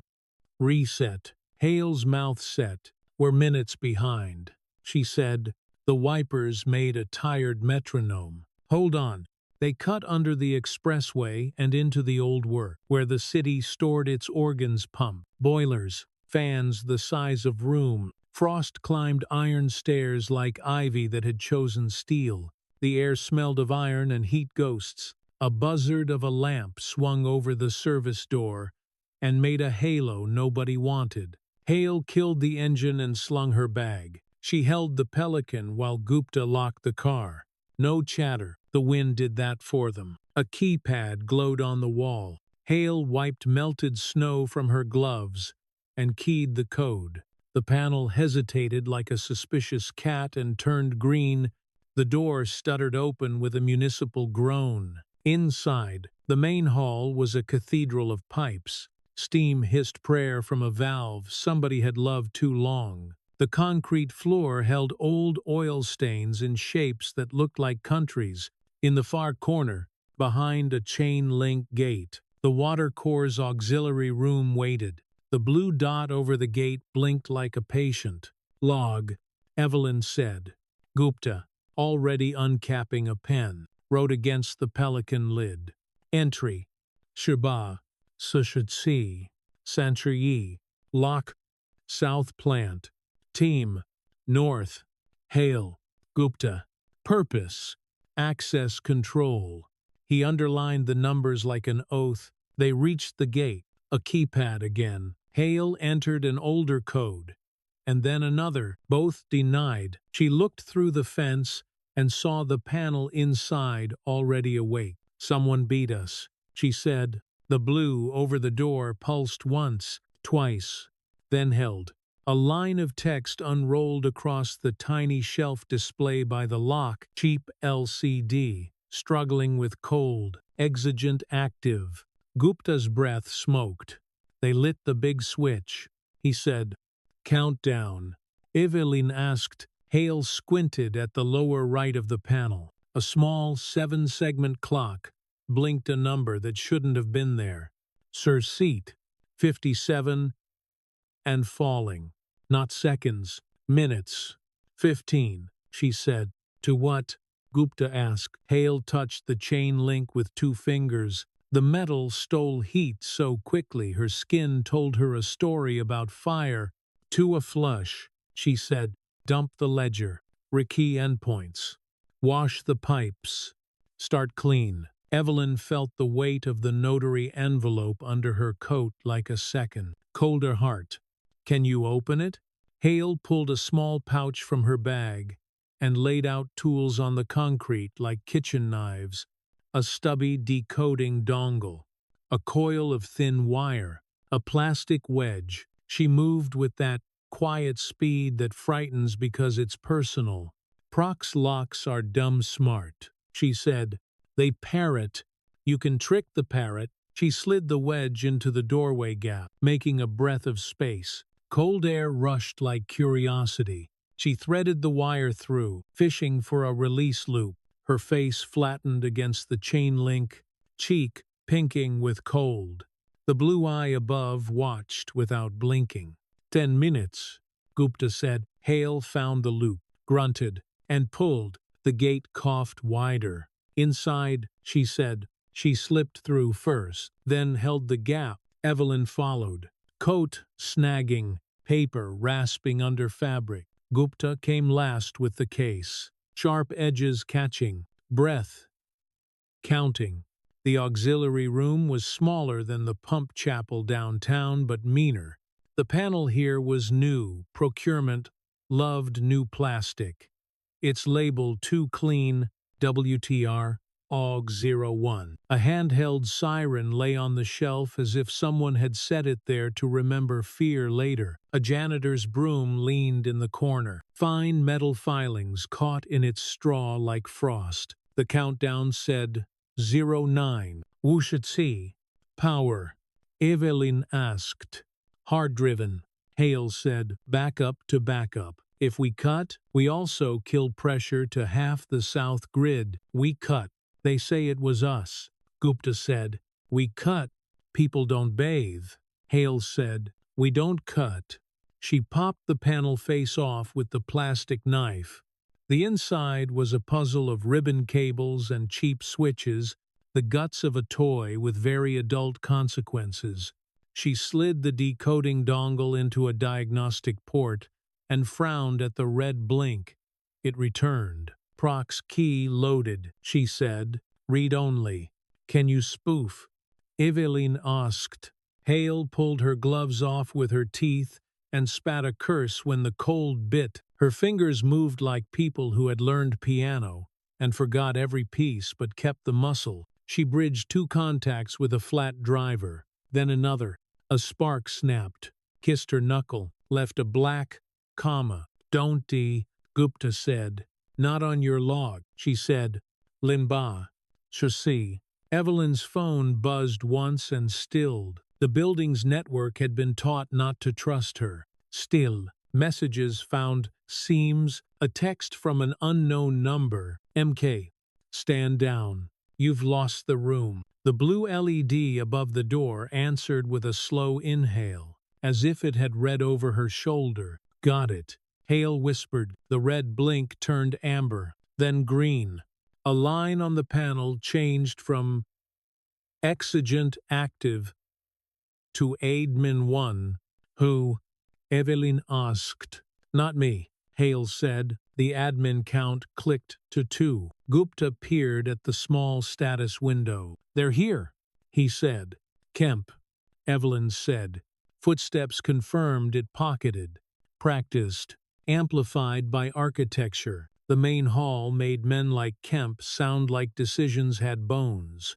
He came into view with 2 private security in tow. His coat was good and hated this room. He carried something under it that ruined the line. His smile failed at the corners. This place used to be my field trip, he said. Machines pretending to be gods.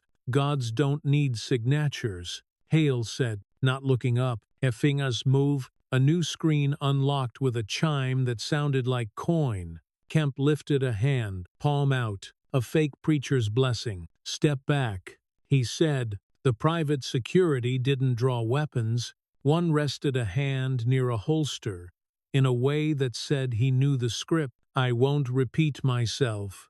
Evelyn stepped between him and Hale, because there are only so many ways to ruin your life, and she had picked one. The body cam caught Kemp's small blink, as he recognized being recorded again. You're trespassing, he said gently. When gentle didn't work, he added, and suspended. We're rescuing your soul. Hale muttered, face inside the panel. Kemp shifted enough that the coat printed the sidearm clearly. He liked the idea of it more than its use. Last warning. The countdown hit 06, 0, 0, and turned yellow. Gupta lifted the Pelican case lid like a shield.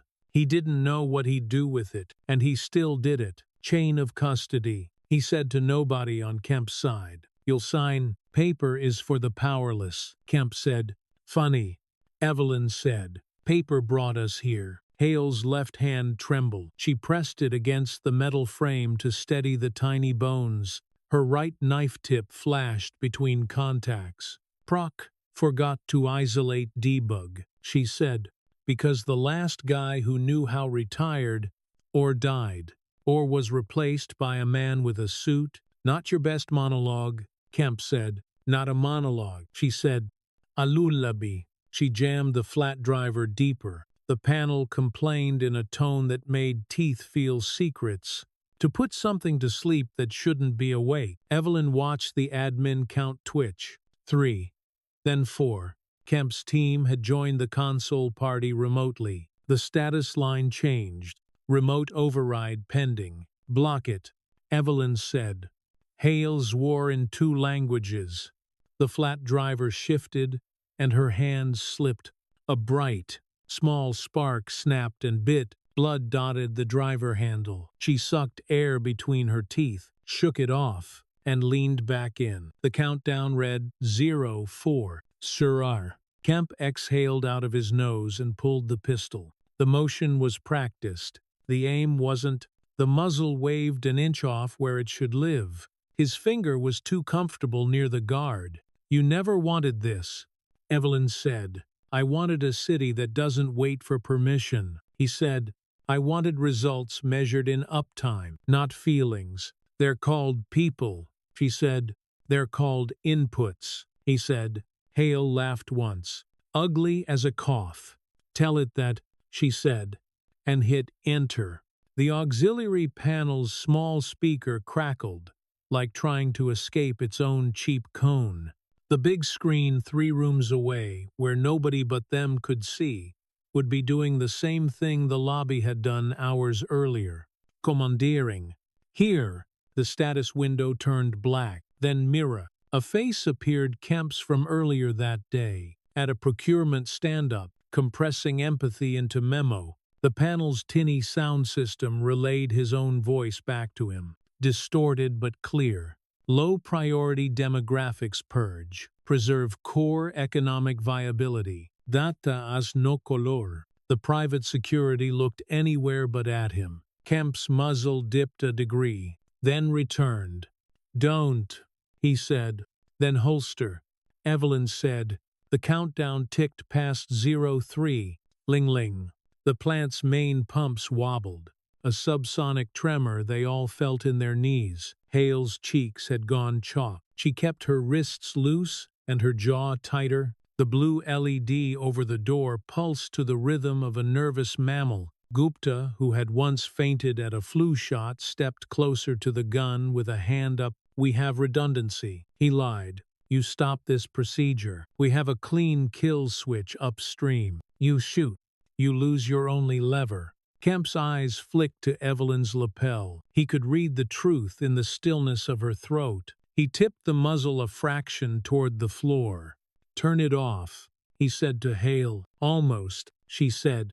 "Now." She used the word as a rubber mat and slid the contact bridge again. The panel went white-blue, then text, "Override, rejected." Below it, a second line appeared in that same patient font they had learned downtown. "Silence will protect the obedient." Kemp's mouth twitched. "Then obey," he said. Evelyn didn't realize she had been holding breath until her ribs asked for air. The countdown ticked. "Lingy, Sushayi." "Hale," she said. "Last gate." Hale said, "This is the part that hurts."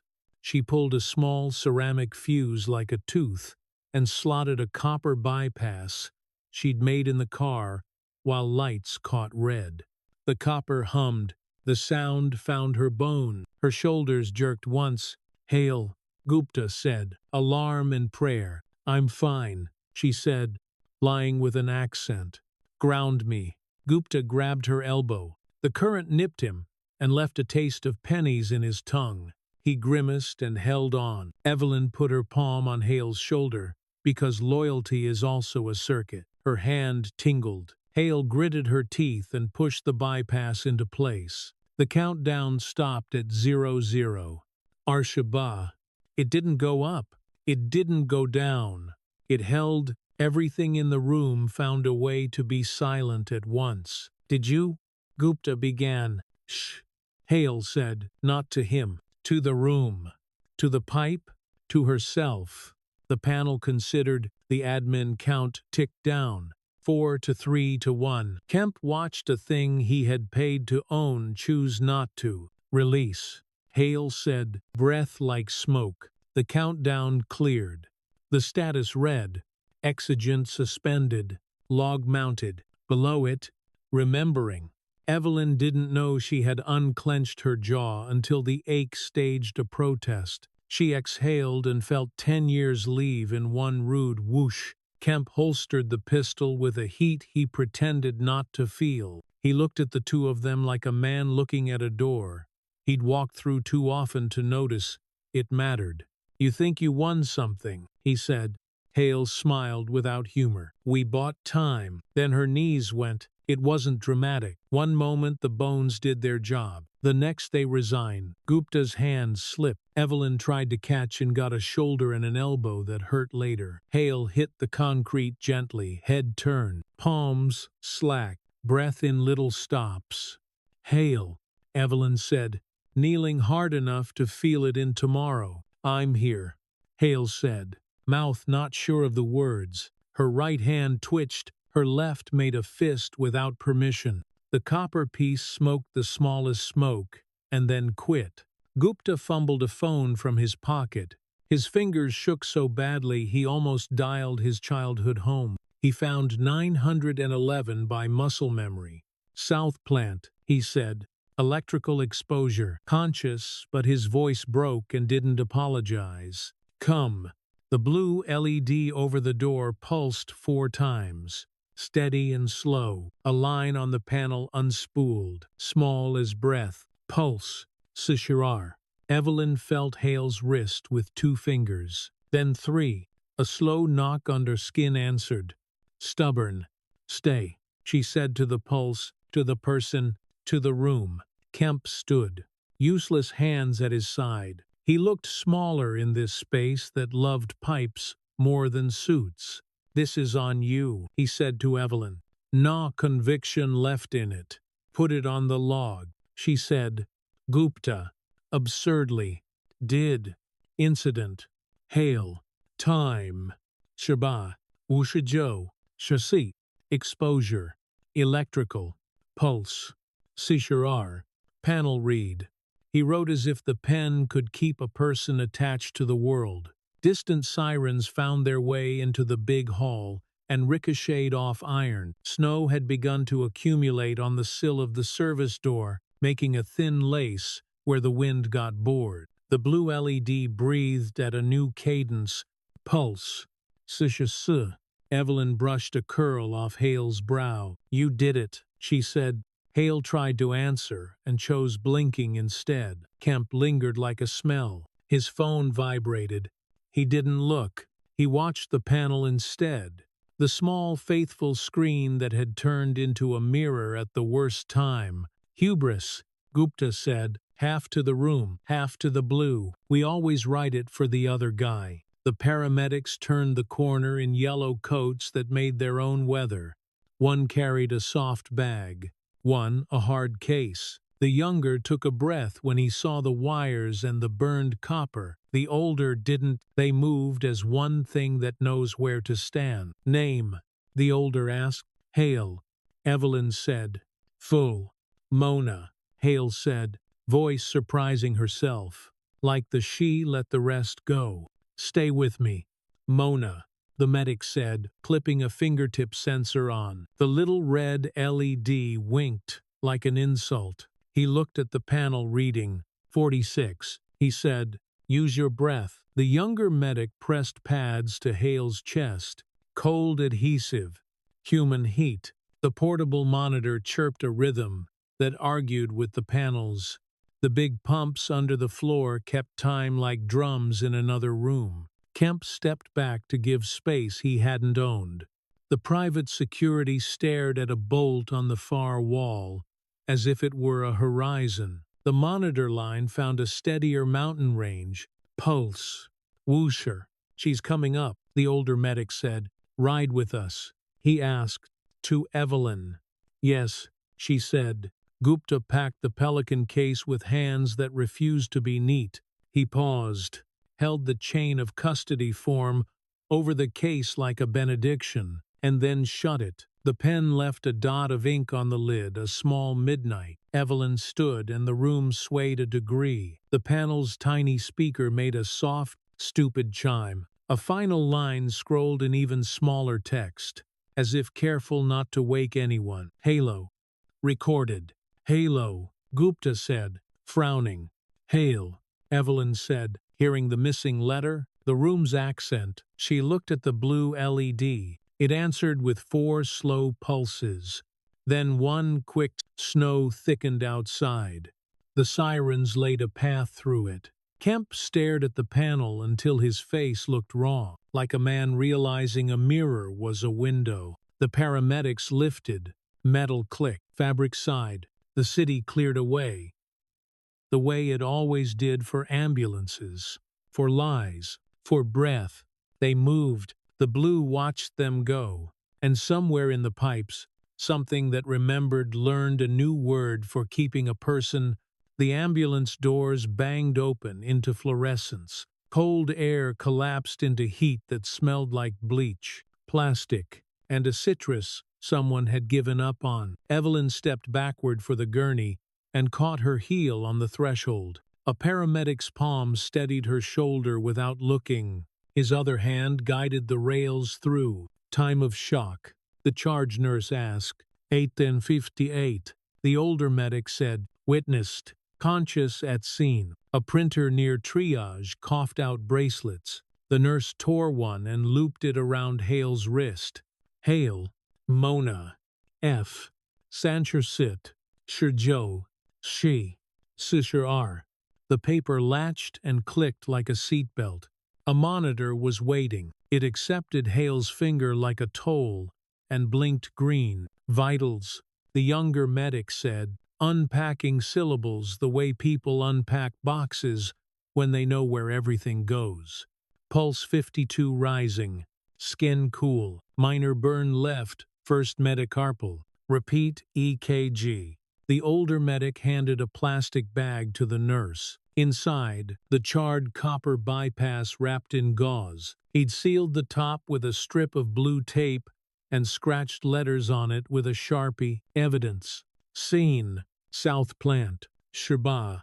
Wushitsi. He did it without thinking. Who's primary contact? The nurse asked. Evelyn opened her mouth and remembered the forms.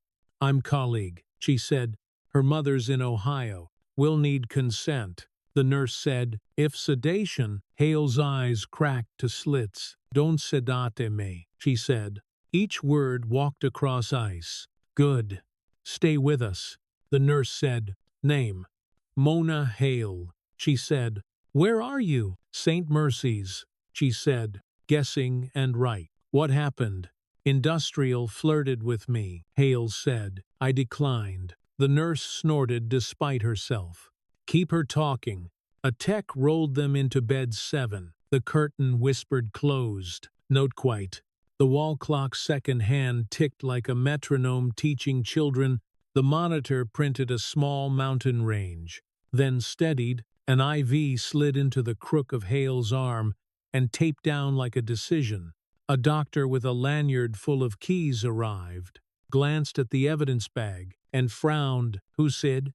He asked. Detective Vargas. Evelyn said. He'll want that. Write his name on the bag. The doctor said. Chain stays intact. She took the Sharpie, wrote 2D. Vargas, CPD Cyber, and signed the margin. Her hand shook.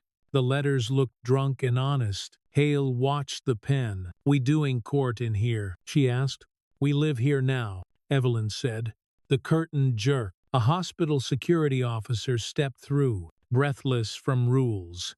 Behind him, Vargas filled the doorway with a calm he carried like a coat. Officer Lynn hovered 2 paces behind, eyes on the evidence bag, the way hungry looks at fruit. Ms. Hale, Vargas said, how's your heart? Still petty, she said. He smiled in apology. We can talk later. Evelyn held up the plastic bag. From the panel, she said, sealed by EMS. Transferring to you, Lloyd, Vargas said. The nurse produced a clipboard like a magician producing doves. She wrote the time, the room, the names.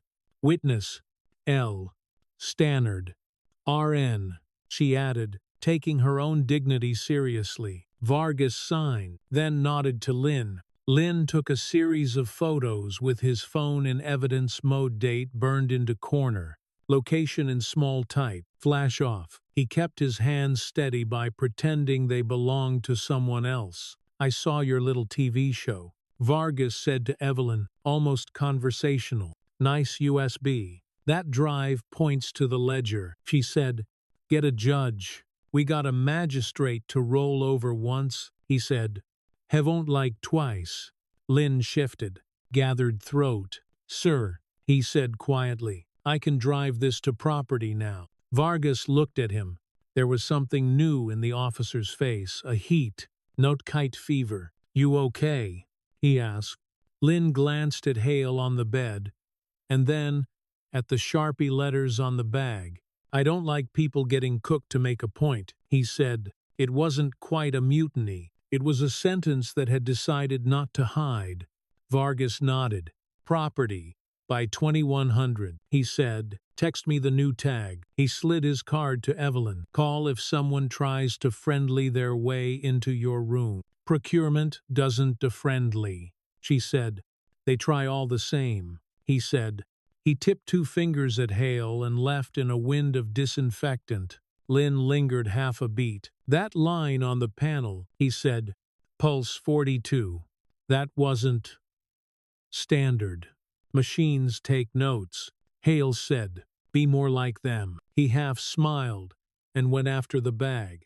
The curtain sighed back into place. The doctor listened to the stethoscope in an old-fashioned way as if it still surprised him.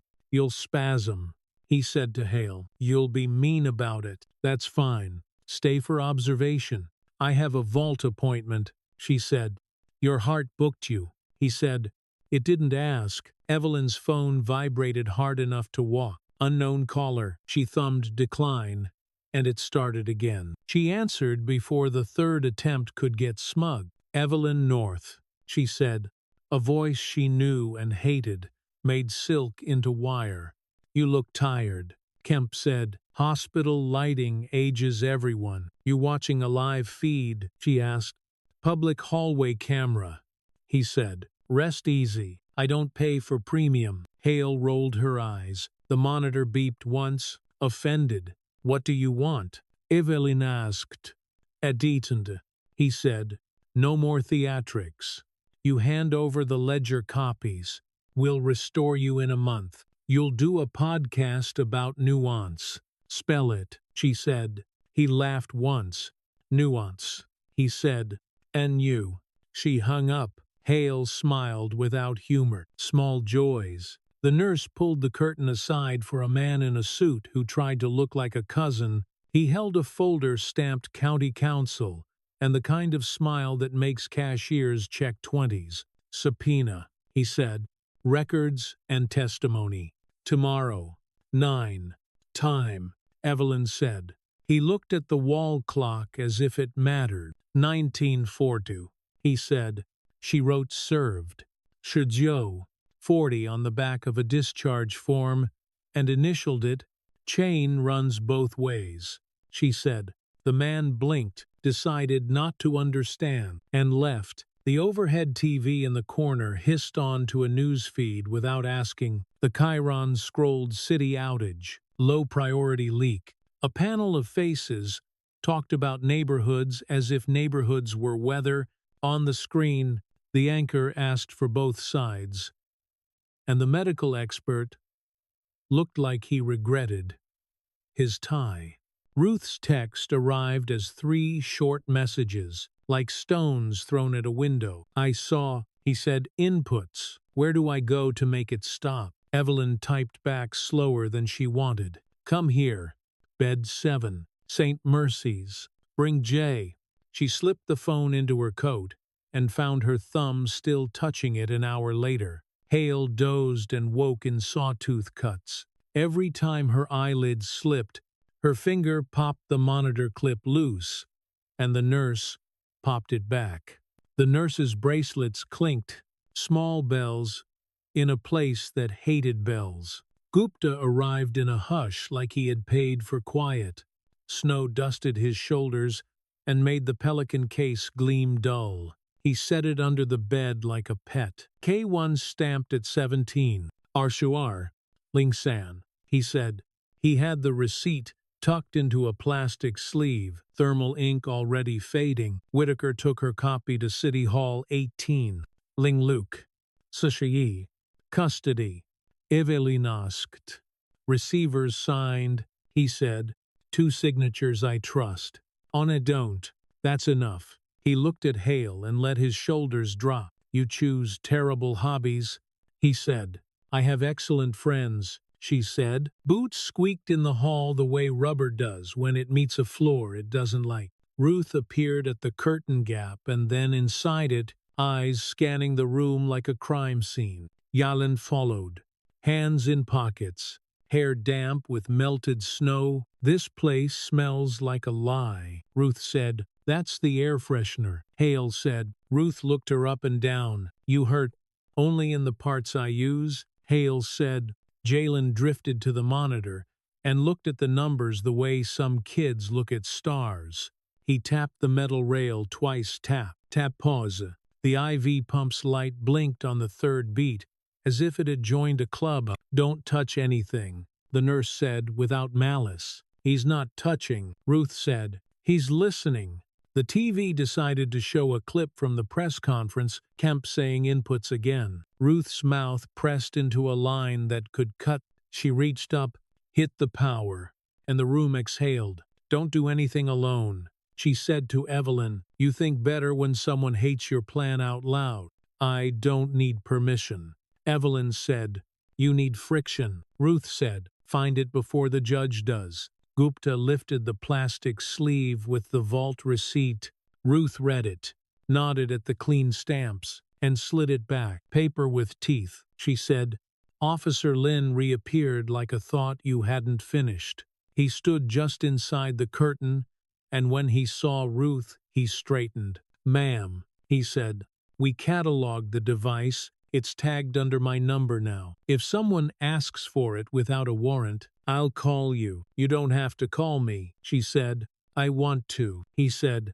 He looked at Jalen. You made the lobby move, he said. That was smart. Jalen shrugged. It wanted to, he said. Lynn laughed once. Quickly.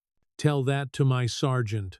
He handed Evelyn a slip with an evidence number. CPD 441922. Chain in ink. He left before anyone could make him accept a thank you. The hour got heavy. The hospital changed shifts, and a new nurse wrote her name on the whiteboard in blocky letters. Amy. The ink squeaked. A code blue sounded down the hall and didn't belong to them, and the sound went through Ruth's face like something had been thrown and missed. Hale watched the ceiling until it looked like pixels and not tiles. You should sleep, she said to Evelyn. I will when the floor stops humming. Evelyn said, it doesn't hum. Hale said, you learn to hear it. The curtain scratched and a man in a dark jacket stepped in, shaved too close, carrying a leather portfolio that had meant money. He flipped it open to a badge that reflected fluorescent in a way real things do. AG's office. We'll need your statement, he said to Evelyn. He glanced at the monitor, the IV, the Pelican case, and the ledger. You'll get minutes, she said. The ledger lives under seal. He smiled without teeth. You're good at saying no. I practice, she said. He slid a card onto the tray. Arshayi, Sarar. 9 inches. Tiny print at the bottom. He made sure she saw it. When he left, the curtain didn't quite close. Evelyn looked at the clock. The red second hand kept its stupid appointment with each numeral. Hale drifted. Ruth dozed in a chair wrong for spines. Jalen leaned his head against the IV pole and counted breaths like a work he'd been given. Gupta wrote a list, and then numbered the list, and then wrote the numbers again to make them believe him. The monitor ticked Hale's heart toward ordinary. The evidence bag lived in property. Logged. Cold. Outside, the snow had stopped pretending and started to stick. Evelyn's phone buzzed one last time. A text from an unknown number included a photo of a red-stamped contract page. Renewal. Arling Arsenien. Luyetinger. Exigent protocol. Under it, a fresh annotation in Kemp's brisk hand. Destroy mirrors. Time-stamped Niaten. Lingba. Arshuar. There was no caption. She saved it and slid the phone face down. The fluorescent light above bed 7 flickered just once. The IV pump answered with a single patient blink. The wall clock shivered and then remembered its job. Evelyn closed her eyes and saw blue breathing behind them like a nightlight that refused to quit. The hospital air tasted of oranges and fear. Around here, the room's machines kept time, and in that mechanical choir, one quiet instrument. It might have been the pump. It might have been memory tapped out a rhythm. Tap, tap, pause. The courthouse smelled like wet wool and toner. Snow shook itself off boots and died on the marble. Evelyn sat on the hard bench outside room 4C, while the clerk stapled things with a violence that suggested history. Hale, pale but upright, wore hospital tape under her sleeve and a look that dared a heart to step wrong. Gupta collected his papers into squares and then into smaller squares, an origami of control. Case number, the clerk called, 2025到17341. Hale said, her voice scratched like a match. A door opened to a courtroom lighter than memory. Fluorescence hummed. The flag's fringe stirred in a draft you couldn't see. Judge Wren spoke as if she'd never had to raise her voice to be obeyed. Temporary restraining order on destruction of municipal records. She said, witnesses, Evelyn North. Evelyn said, Mona Hale, Ashok Gupta. They stood, their knees gave different stories. Ruth was already in the back row with Jalen, his hands in his pockets, his eyes on the vent like it might start telling the truth. City Council took his table with an attaché case, and eyebrows too groomed to be calm.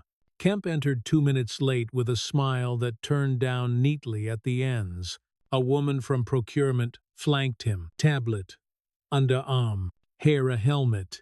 Detective Vargas sat in the aisle seat near the wall with a legal pad and a pen that had no time for drama. Officer Lynn stood behind him, badge clipped where anyone could read it. Counsel, the judge said, Your Honor. City Council began. The city moves to deny the TRO.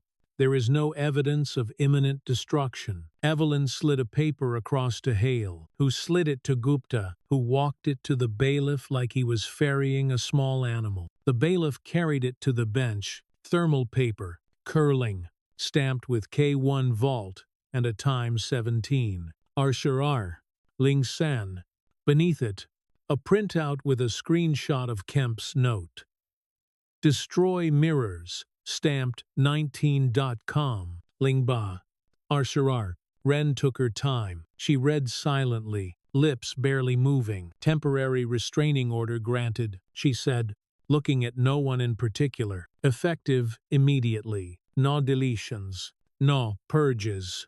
No rekeys of municipal systems pending review. Violation will be considered contempt. Kemp didn't blink. His hand slid along the table's edge, as if to test the lacquer. The woman beside him typed something she shouldn't on a tablet. Let's hear from Ms. North, the judge said. Evelyn walked to the lectern. The wood had been touched by so many hands it felt like skin. We discovered a mirrored contract that rewrote oversight, she said. We preserved both under seal. We pulled a ledger showing a line, Demo Purge, Low Priority Demographics Pilot. We believe procurement planned to flush the ledger and rekey access.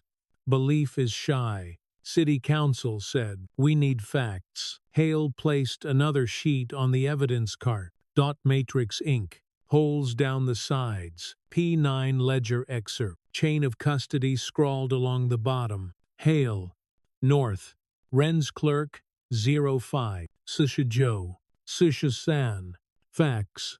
Hale said, old-fashioned ones. Mr. Kemp. The judge said, do you deny ordering deletions? He smiled as if asked about whether. We ordered archives to be deduplicated. He said, standard hygiene. And the term, low-priority demographics. Ren asked, an unfortunate phrase. He said, a mislabeling by a contractor. Not policy. Spell it. Hale murmured. Kemp didn't. The judge peered over her glasses. Ms. Ellis, she said, looking past the tables to the back. I understand you wish to make a statement. Ruth stood, smoothing nothing. There are cameras in my building, she said. They blink blue. They say the city cares. They watch my boy sleep. The courtroom air pulled away from itself. Ren's gavel found wood softly. We'll confine ourselves to the TRO, she said, but her voice shifted a half degree. and almost city council adjusted a cufflink he couldn't afford on his salary. The cameras relate to housing security, he said. Out of scope. Everything is scope, Ruth said. You draw the map. We live on it. Kemp leaned toward his counsel, speaking without moving his lips. The woman with the tablet glanced down and swiped. Vargas lifted his head as if smelling something before smoke. Lynn's hand found his radio and didn't key the mic. Mr. Gupta, the judge said, explain silence. I-29. Gupta went to the overhead projector like a man summoned by his teacher. He placed a printout down, and the screen at the side of the courtroom lit with the patient font they had all learned to hate. Override, rejected. Silence will protect the obedient. He traced the time code with a pencil eraser. This is from the auxiliary panel at the South Plant, he said. Recorded at 18. Wushaba. Sushajo. When procurement attempted to delete, the system blocked. Machine don't block policy. City Council said, people wrote them. Gupta said, machines remember. Kemp waved to be recognized. Your Honor, if they are asserting that a tool has agency, we should adjourn to summer camp and sing songs to the water. A few chuckles died fast. Wren didn't smile. No one is singing here, she said. Except your lawyer to your tablet. The tablet woman's jaw tensed. On the courtroom screen, a new window twitched an admin console, peeking out from behind the projector feed like a child under a tablecloth. Text crawled in the corner. Proc right, init flush. Timestamp. Sure. Chassis. Ling San. Gupta blinked at his printout. The ink couldn't be doing that. He scanned the projector cart. The HDMI dongle was dumb. The screen, however, had its own OS. Someone had pushed a notification to it. Who is connected? Wren asked. Probably the building's AV backplane, Gupta said. Procurements like to own rooms. The curl of Kemp's smile returned. He gestured for his counsel to cover the screen with a hand. She didn't. On the panel, a red bar began to fill 0%, 17%. Your Honor, City Council said, a shade too loud. We're in a courtroom, which is why you shouldn't be flushing anything. The judge said. She looked at Vargas. Detective. Vargas stood, buttoned his jacket the old way. Ma'am, escort procurement outside. She said, if I see that bar move again, bring them back in cuffs. Kemp's counsel opened her mouth and closed it. The private security bracketing him wasn't here. The metal detector at the entrance had different loyalties. Vargas moved down the aisle without hurry. Lynn flanked him, gaze flicking to the exits, like a man cataloging doors in a fire. Pause the flush, Kemp said calmly into his phone. You're embarrassing yourselves. On the screen, the red bar froze at 24%. A small line appeared under it in that patient typeface. Remembering, Jalen took one step into the aisle, as if drawn by the humming no one else admitted. He tapped his thigh tap. Tap pause. The HVAC grate near the exit answered with a low click. Sit, son, a deputy said gently. He sat. His fingers kept time inside his pockets. Wren tapped her gavel once. Not for noise, but as a metronome. We're going to stop pretending this is ordinary, she said. Ms. North, Ms. Hale, you will deliver your sealed copies to the clerk for duplicates under court seal. Detective, you will serve a preservation order to City IT and the vendor of record. Counsel, instruct your clients that if a single byte disappears before the hearing, they will discover a new definition of unfortunate. Understood, Vargas said. Kemp tilted his head. We're all very brave in here, he said. Out there, the grid doesn't care about your feelings. Out there, people boil water, Ruth said, and people stand in line with cups. He looked at her. Finally, His face did something new, small, tight. "We kept your pipes moving," he said. "We built a spine under a city that eats its young. You labeled the neighborhoods where my sisters live," she said. "Spines don't discriminate." Hale stood because sitting hurt more. "You don't get to say we when your code says they," she said. The tape on her wrist flashed when she gestured. The blue of the projector washed her face into film. The judge held up a palm. "Enough," she said. 5-minute recess. Don't touch your phones. Gavel. Rising. Murmur. In the hall, the noise changed to echo and coffee. Reporters waited at the rope line like fishermen patient for tides. The vending machine hummed in the corner and smelled faintly of hot wiring. Ruth steered Jalen to a bench under a framed portrait of a judge who had never met them. He squinted at the brass plaque. Tap, tap, paused the bench, answered with a low metallic thrum. "You okay?" Ruth asked. He nodded. "It's loud," he said, "and then it's not." Hale leaned on the wall because her legs were mad at her. "He'll eat the contempt charge if it gets him the wipe," she said to Evelyn. "He's already decided." "Hubris space cash," Gupta said, joining them with 2 paper cups of water. Evelyn stared at Kemp across the hallway. He spoke into a phone that looked like every other phone, and somehow like a weapon. The tablet woman typed with her nails. City council pretended to read emotion and watched them in a reflection. Vargas sidled close to Evelyn, without appearing to move. "Judge's clerk is duplicating," he said. "Atomic time stamp on the copies. You'll sign the seal." "Lynn," she asked. "Delivering the preservation order to City IT," he said. "He likes it there. Quiet cosmonauts." A woman from AG's office approached with an expression manufactured in a back room. She held a fresh subpoena. "We'll need your internal communications," she said. "Emails, texts, DMs, all of it. Define internal," Evelyn said. The woman's smile snapped. "Don't be cute." "Never," Evelyn said, and took the paper. She noted the service time. "Sure. Arsha Joe. Wushayi." She initialed the corner because paper still makes its own weather. A deputy leaned in from the courtroom door. "Back on," he said. They filed in. The projector screen had been covered with a tasteful print of a blindfolded woman holding scales. The scales looked tired. Judge Wren returned with the same posture as before. "I'm signing the TRO," she said. "Been moving." She slid the paper to the clerk. The clerk embossed it with a seal that made the satisfying choked crunch. "Copies will be posted to the city docket." "Detective, you'll serve." "Yes, Your Honor," Vargas said.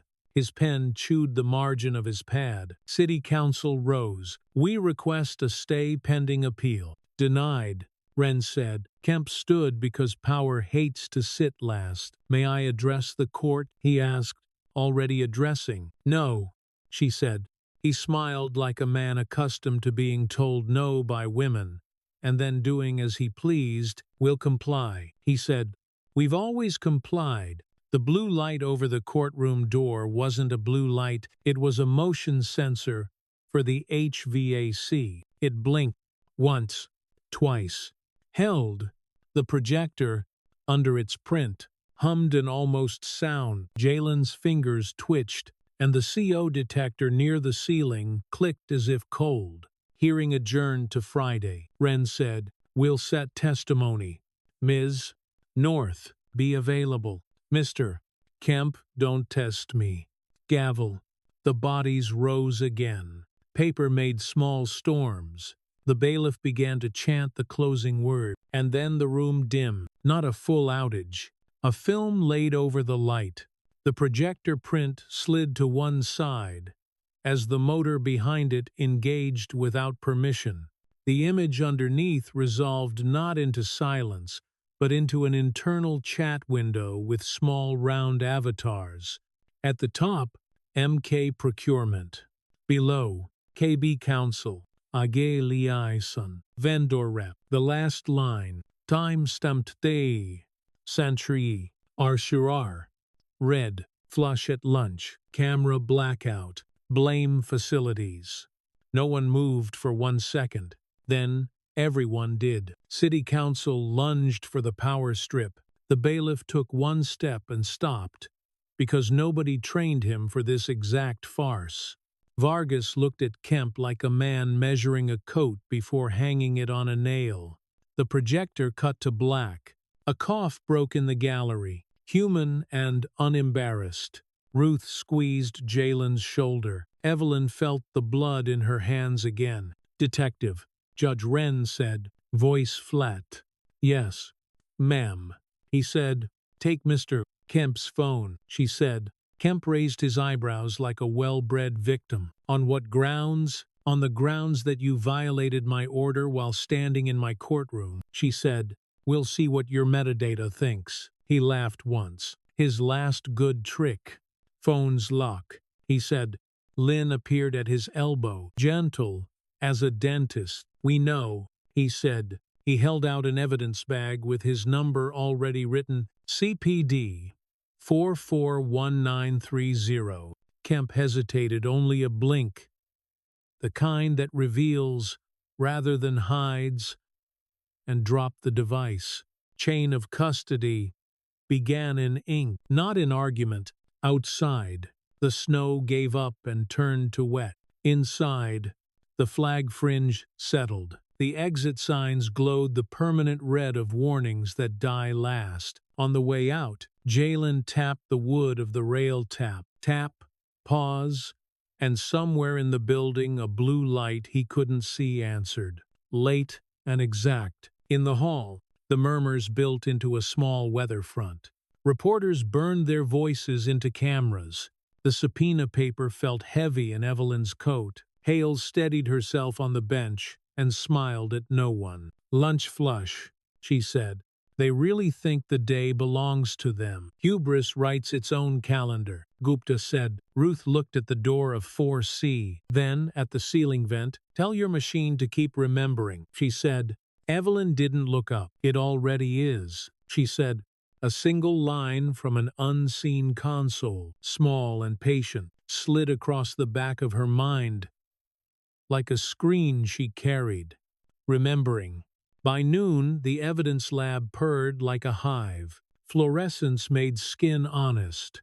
The forensics kiosk sat in the middle like an altar with ports.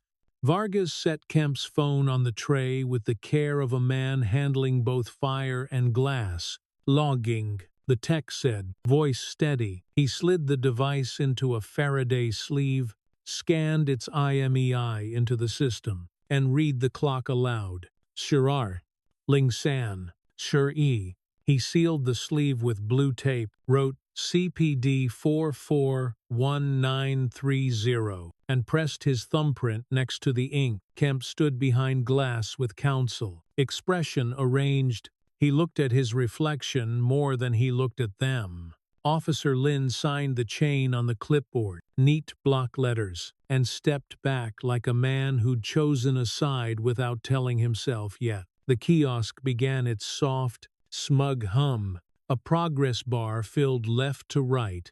On the monitor, metadata bloomed. Text threads, attachments, geolocation pings.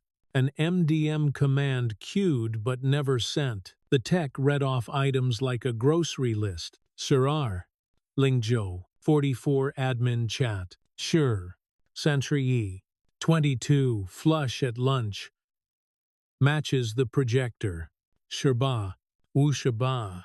02 push command to WTR aux 01. Exigent active. Shizhou, Limba, 22. Photo annotated. Destroy mirrors. Export. Vargas said. The tech clicked. A second drive in a tamper bag waited open like a mouth. The printer spat a label that smelled of hot plastic, and somebody else's win. He affixed it. Extract. MK device. Cha. 256. String, Shirar, Shiri, Lingsan. In the hallway outside, footsteps approached with the confidence of men who never get lost. The Attorney General's liaison entered with a file marked Emergency Hearing and Eyes that said she finally had wind at her back. "We'll file today," she said. "Criminal obstruction, computer tampering, conspiracy, ad contempt." Vargas said, "Judge gave me that gift wrap." Kemp brought his counsel closer to the glass. His lips barely moved. "This is theater," he said, somehow audible. "The grid doesn't care who writes the playbill." Evelyn arrived with Hale and Gupta, snowflakes liquefying on their coats. The cold burned off by rooms like this.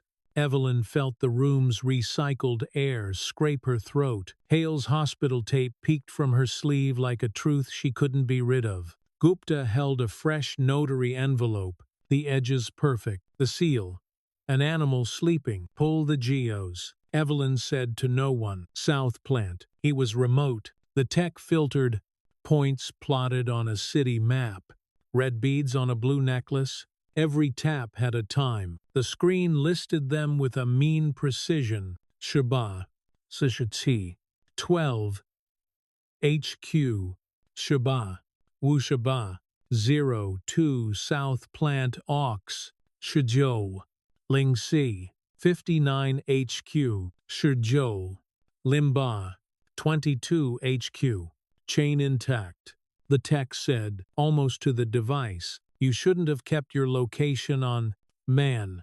Behind the glass, Kemp's mask flickered. "No panic." Rage-wearing cologne. "Lock him in," the AG liaison said. "We'll ask for remand." After the afternoon hearing, Vargas said, "Judge Wren will want the performance." The hearing room felt like the same room, because all rooms like this want the same thing. The bench rose, the flag watched. Wren entered with a pen that had seen more stories than most people. Ruth took a seat at the aisle with Jalen pressed to her side. Hale stood instead of sitting until her legs forgave her. "We'll accelerate," the judge said. "State, ag liaison Rose." "Your Honor, we have extractions from Mr. Kemp's device showing knowledge of the lunch flush plan and direct commands to active municipal endpoints. Defense will contest authenticity." City Council said, "Defense can wait 1 minute." Wren said, "Detective." Vargas handed the clerk a stack. "Extraction log. Hash. Chain of custody." A photo of the Faraday sleeve. The clerk time-stamped each with a thermal head that bit paper and left circles like small moons. "Shirar. Arshaba. Sishayi." She read. "Shirar. Arshaba. Sisharar. Shirar. Arshaba. Sishasan." Kemp's counsel rose, measured, ready to be reasonable for the record. "Phones can be spoofed," he said. "Notifications fake." "By who?" Wren asked. "Flat. By anyone with motive," he said, "including Ms. North's team." Evelyn went to the lectern with the notary envelope. She broke the seal and slid the mirrored contract, the beginning of a long mess, onto the evidence cart. "I'll start by incriminating myself," she said. "I wrote the pilot in 2019. I believed in speed. I was wrong about who pays for speed. But none of that puts low-priority demographics into city code. None of that opens cameras in bedrooms." AG liaison dropped a printed admin chat on the projector. The patient font smiled. "Suri. Wushitsi. Ling San. MK. Vendor rep. Backplane access to courtroom projectors confirmed. Shur Yi. Wushitsi. Shirar. Vendor rep. Yes. Lunch blackout doable." The timestamps shone like nails. Kemp leaned in. "I recommended tests," he said. "I didn't order crimes." "Your thumbs typed the crimes," Hale said from the gallery. Her voice shook with electricity and old bones and nothing else. A deputy wheeled in the kiosk from the lobby like a prop called to testify. Jalen watched the blue LED at the top. It pulsed once. A consolation. He tapped twice on the metal frame. Tap. Tap pause. The LED answered on 3. Connect, Ren said. Gupta crouched with a cable, and the trust of cables. The kiosk spoke to the court screen in its own stupid protocol. A system log appeared, plain text. No callers. Arling Ejonian Shiryut Arsha Arling Aryinian Wuyut Jorit. 2025. It scrolled like a rosary, spoken by machines. Under 10, Sanchri 22. It printed the living words they'd all seen. Under 12, Ling San, Shiryi, CPD extract, MK device. Under 12, Ling Wu, Ling Ba, proc flush, aborted by court. Enough, Ren said. Ms. North, Ms. Hale, Mr. Gupta, you will sit for deposition. Mr. Kemp, you will surrender your passport and devices. The court appoints a special master to inventory municipal endpoints. The term low-priority demographics will be purged from every policy document before nightfall. The court will appoint a monitor to stand in your server rooms and breathe down your necks. Respectfully, City Council began. Respect nothing but the order, Ren said. The gavel sounded like truth. Kemp's counsel asked for bail. The room smiled without lips. Ren set conditions that made handcuffs unnecessary because paper can sometimes be iron. No contact with vendor. No access to procurement consoles. Violate it and wear orange. The deputy collected devices. Kemp hesitated a beat too long on a second phone. Lynn held out a bag without anger. Kemp dropped it. The bag made a sound like a door closing 2 rooms away. They drove to Ruth's building with a signed warrant. Snow melted to dirty lace along the curb. The hallway smelled like cooking oil and mold trying not to be noticed. A blue eye blinked over the apartment door, coy and constant. Vargas held up the warrant for the body cam and the borrowed building camera whose feed Ruth had learned to ignore. Search, he said. Seize any device matching the vendor spec. Ruth watched the uniformed techs carry step ladders and zip bags like tools to fix a roof and not a life. Jalen pressed his ear to the drywall and listened to the hum like a language. Start in the bedroom, Ruth said. Let it see you coming. The tech unscrewed the smoke detector. A slim lens blinked once, maybe by accident, maybe by nerve. He cradled the housing like a bird. Hale labeled the bag with a hand that had learned to make neatness a weapon. Apt 4B, smoke cam, Shusut, Ling San, 29 wit. E. North R. Ellis, another in the hall light, modeled to look legal, another under the sink. Ridiculous. Each bag got a label, a time, a witness. Each chain became a fence against forgetting. Jalen stood on the bed and tapped the ceiling lightly. Tap. Tap pause. No answer, which he liked. Will it stop? He asked. It will slow, Ruth said, and know someone's looking.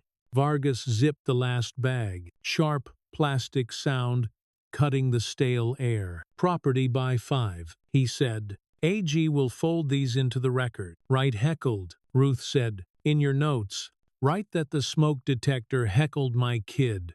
He nodded and did it. Ellis. Heckled. It read. Because sometimes words deserve capital letters. They walked out with a procession of small eyes, now blind. The stairwell contained a draft, like a sob that wouldn't commit. On the landing, Mrs. Alvarez from 3D watched them, arms full of laundry, waiting for a promise nobody could make. They told us it was for fires, she said. It took video of your groceries. Ruth said, Mrs. Alvarez smiled the non-smile of the tired. The city shook itself at dusk and pretended to be clean. The press held microphones like flowers with wires. Evelyn stood on the steps of the municipal building with a statement she had written and crossed out 3 times. Hale stood a half-step behind with tape around her wrist and a face that told electricity to mind its manners. Gupta held a manila folder with receipts like prayers. "There's no glory here," Evelyn said. "Reading and not reading. There's tapes and logs and people who fill out forms. We found a relay that made policy without asking people it counted. We ripped it out. We'll keep ripping. Will you take your job back?" A reporter called. "No," she said. "I'll take responsibility." "Is silence alive?" someone asked, smiling at the clickbait. "It remembers," she said. "So should we." Ruth didn't come to the steps. She sat at home with Jalen under a lamp that pretended to be sun. She poured rice into a pot, salt into her palm, water over both. The flame made a sound like thinking. Jalen tapped the table tap, pause, and the refrigerator answered with a hiccup. She smiled despite everything. Kemp watched from a high floor where glass performed its ancient tricks. His name crawled under his face on a news crawl. He wished were a different font. He touched the window and left no print. The phone on the counter vibrated, and then didn't do. He turned the lights off, and the room still shone blue. At 23, Wu should see. Gupta signed the last duplicate under court seal. The special master, a woman with owlish glasses and a spine straight as language, checked the numbers and the circles that proved someone had pressed down hard. Hale initialed the flap, mouth tired. Evelyn signed last. The seal cracked. That small, beautiful crack. "Any last words for the record?" the master asked. "Dry." Evelyn looked at the camera lens, then at the blue dot on the server faceplate that had been breathing all along. "Not for the record," she said. "For the room." She drew a small circle on the chain of custody sheet after her name. A childish thing, and a signature. Ruth's word for a bruise. A seal. They stepped out into a night that smelled of bus brakes and cold onion, of iron and thaw. The city wasn't redeemed. It was documented. Above the loading dock, a tiny LED pulsed once, then again, held longer, like a long, considered breath. Remembering isn't justice. It keeps the lights on. At its heart, this story reminds us that silence, when rooted in fear or habit, can be as corrosive as injustice itself. Institutions may hide behind policies, data, or polite bureaucracy. But every system is made of people, and every person has a choice to look away or to speak. Evelyn, Hale, Ruth, and even young Jalen each discover, in their own way, that dignity is not granted from above. It's practiced daily, often in quiet acts of defiance. Like the saying goes, the truth may walk slowly, but it never walks backward. The narrative is not only about exposing corruption, but about reclaiming one's voice after years of being told to keep it down. It reminds us that confronting unfairness, whether it's in a courtroom, a hospital, or our own home, always carries a cost. But that cost is the price of integrity. For older audiences who've seen power change hands and promises fade, this story is a gentle insistence. It's never too late to demand fairness,